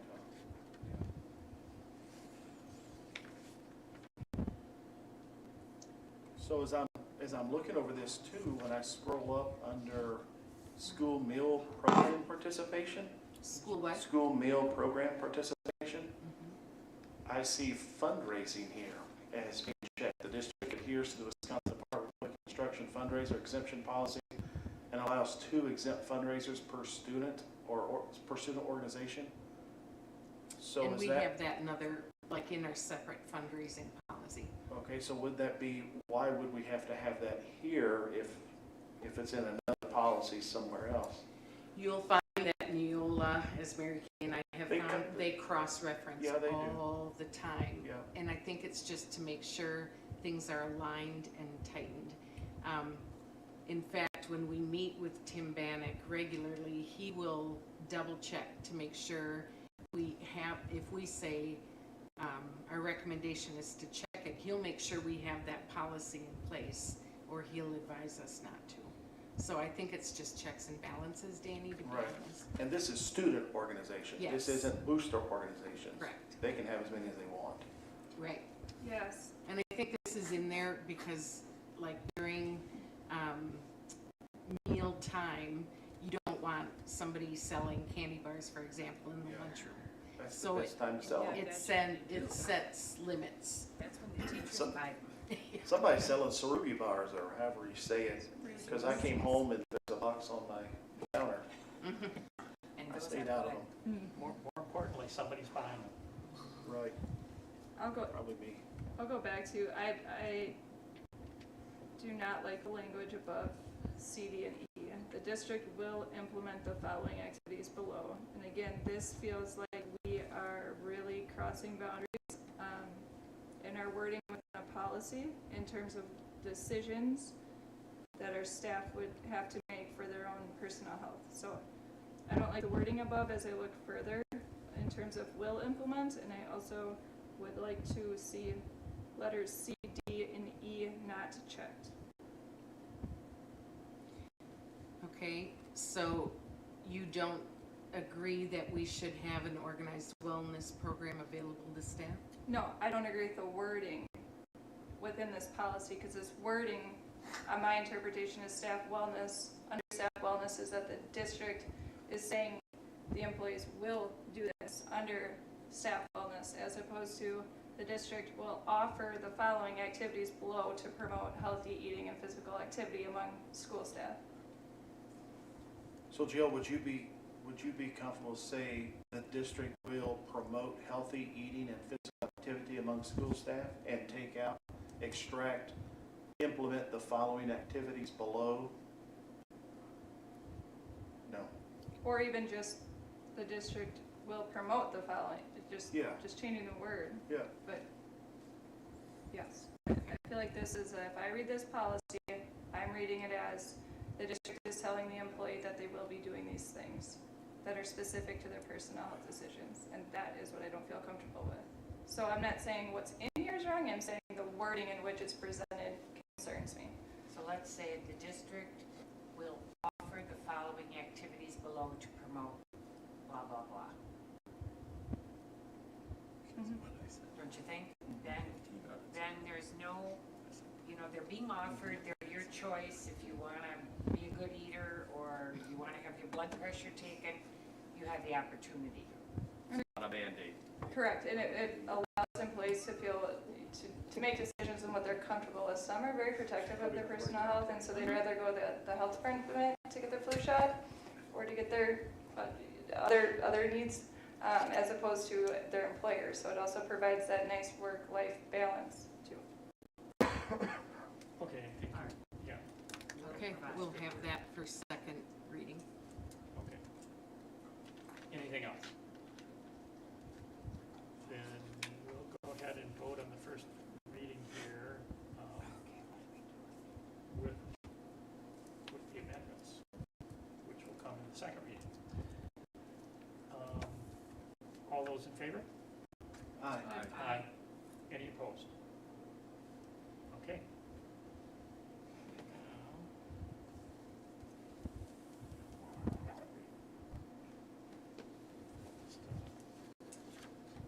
Go to closed section here.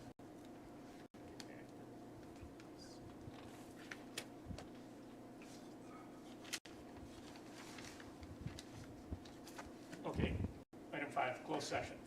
Consideration of a motion to adjourn into closed session pursuant to section 19.851C of the Wisconsin statutes for the purpose of considering employment, promotion, compensation, or performance evaluation data of any public employee over which the governmental body has jurisdiction or exercises responsibility specifically regarding employee compensation and benefits. Somebody would like to make that motion? I so move. In a second. Anybody want a second? Yes, I'll second. Okay. Roll call. Gagnon, Yes. Maddox Nelson, Yes. Newfeld, Yes. Hyder, No. Schrader, Yes. Bardo, Yes. Mary, Yes.